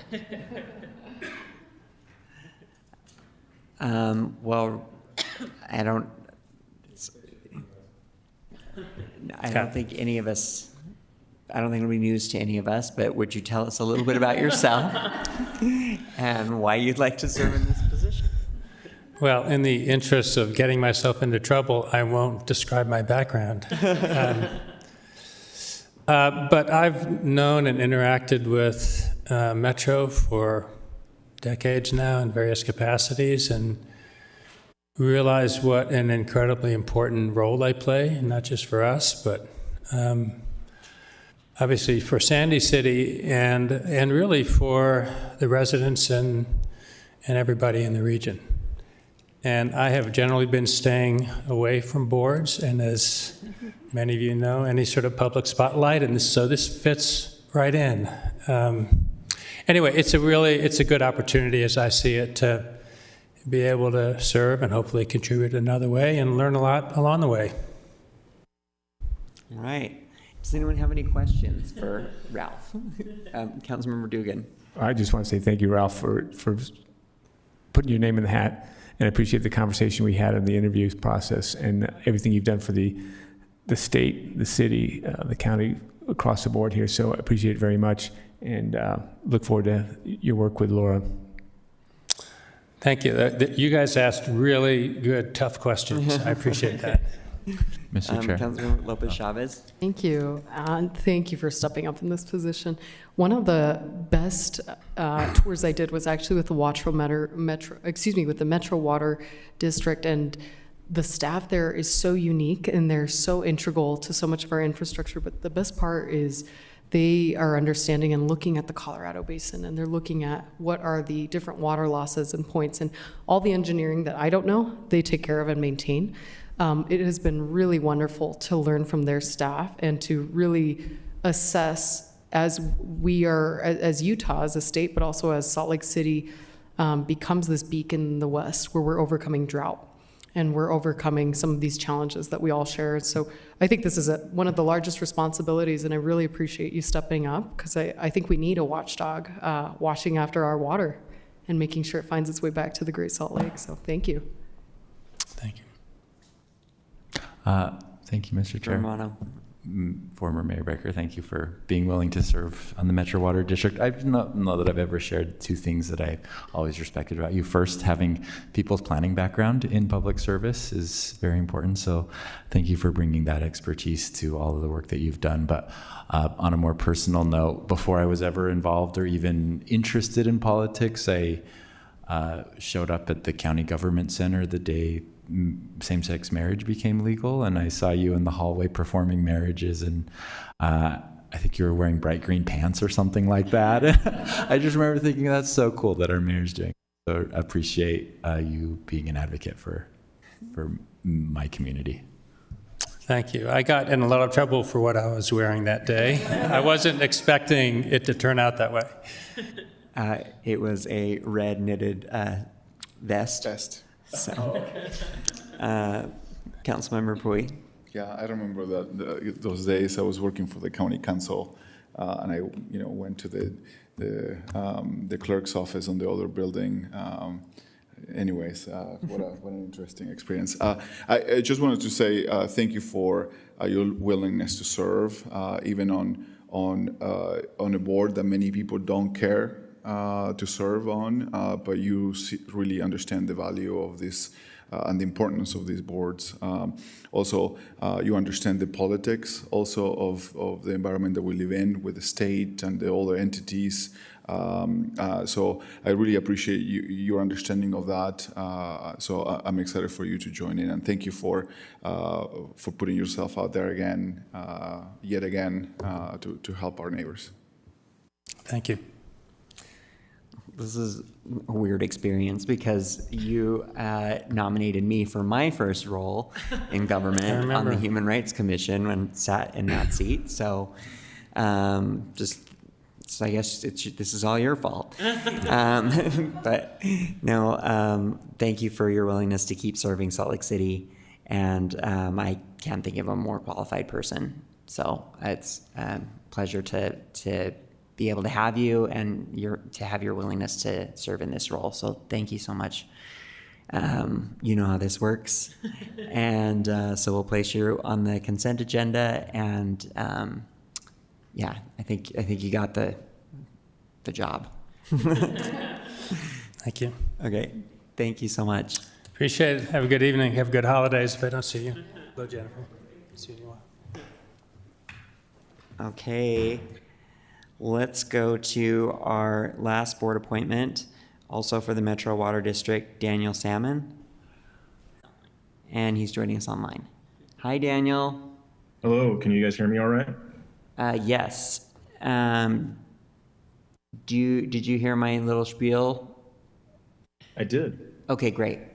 Go ahead and tell us about yourself and why you'd like to serve in this position. Sure. So I've been a resident of Salt Lake City for about 21 years. For the last 14 to 15 years, have made a lot of efforts in the recycling and diversion space, sustainability. Got a master's in public administration with that emphasis. I run a business that focuses on waste diversion, repurposing. I also did a deconstruction business for a while. So I have a lot of awareness and obviously passion for our environment, which obviously includes water. I came from California, and I understand, the prevalence of drought, the necessity of reducing our usage and consumption, and obviously as well, the quality and keeping the economics, viable for the citizenry. So Victoria told me about this position. I was very excited about it. I recognize that water is obviously not just fundamental, but it's facing a lot of challenges, not just now, but especially in the future with the way that we have variability in our precipitation and snowpack, not to mention all the infrastructural things and the legal things. So I'm excited to learn a lot and work with the other people on the board to, make sure that we have a sustainable water system and higher quality as well.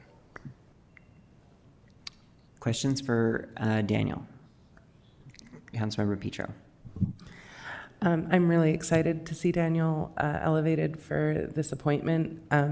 Not only does he do a good job of understanding what it is to be a West Side resident who is entrepreneurial and who is, just kind of is emblematic of all the things that are the coolest about the West Side, but he also has challenged me so comprehensively in so many different ways about what it means to actually engage in conservation, in stewardship, sustainability, in ways that are meaningful and practical, and really has done such a great job of helping me recontextualize my own practices and thoughts and challenges me.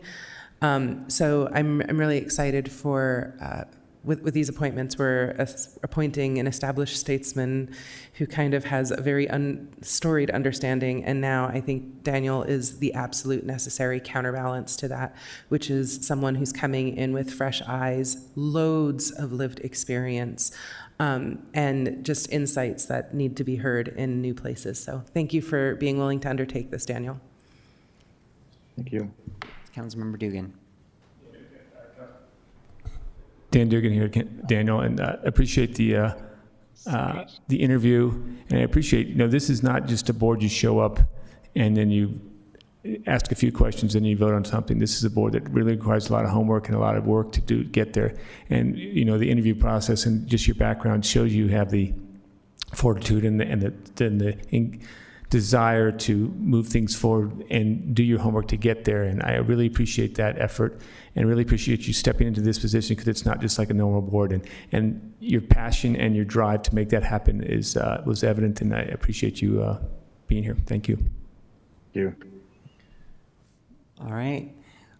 Well, thank you, Daniel. We will put your name on our consent agenda for adoption at tonight's formal meeting. And love to have you join us if you'd like to, but you do not need to. There's no obligation to be there. Okay. All right? Thank you very much. Thank you so much. Okay, council members, that brings us to our last items, report of the chair and vice chair. I do not have a report, but I think, do you have one? I don't have any report. Okay, we do have one from staff though, so go ahead, Jen. Thank you, Mr. Chair. While the council is not required to have a retreat every year, and it's up to whatever chair is chosen by you guys to decide whether there's a retreat, we thought it might be helpful to get a hold on the calendar if that next chair decides to have a retreat. So staff was wondering if in the past, the last Tuesday of January has kind of been helpful because people tend to hold Tuesdays open for council business. So we just wanted to check and see if Tuesday, January 27th would work for most of you or for all of you. I think it would be good to have all of you. I should have said that. The one thing to note is that the mayor's state of the city is that night. So the goal would be to have the retreat kind of earlier in the day so that it could conclude in time for that event. So would that, and we don't have to answer it right this second. If you want to check your calendars and take a minute to get back to me, it'd be great if you could get back to staff soon though, so we can look for different dates if that date doesn't work. Okay? You're Okay. good? Okay. Anyone have any comments about That's that? good. I won't be able to. You won't, Councilmember I'm Mono looking won't be so able to intently. attend. Yeah. Anyone else down there? It's a public Problems? meeting. You Okay, can great. join if you just miss us. Yeah. And that's it. All right. Thank you. With that, we will go ahead and adjourn our work session, and we will reconvene at 7 o'clock for the formal meeting across the hall. No?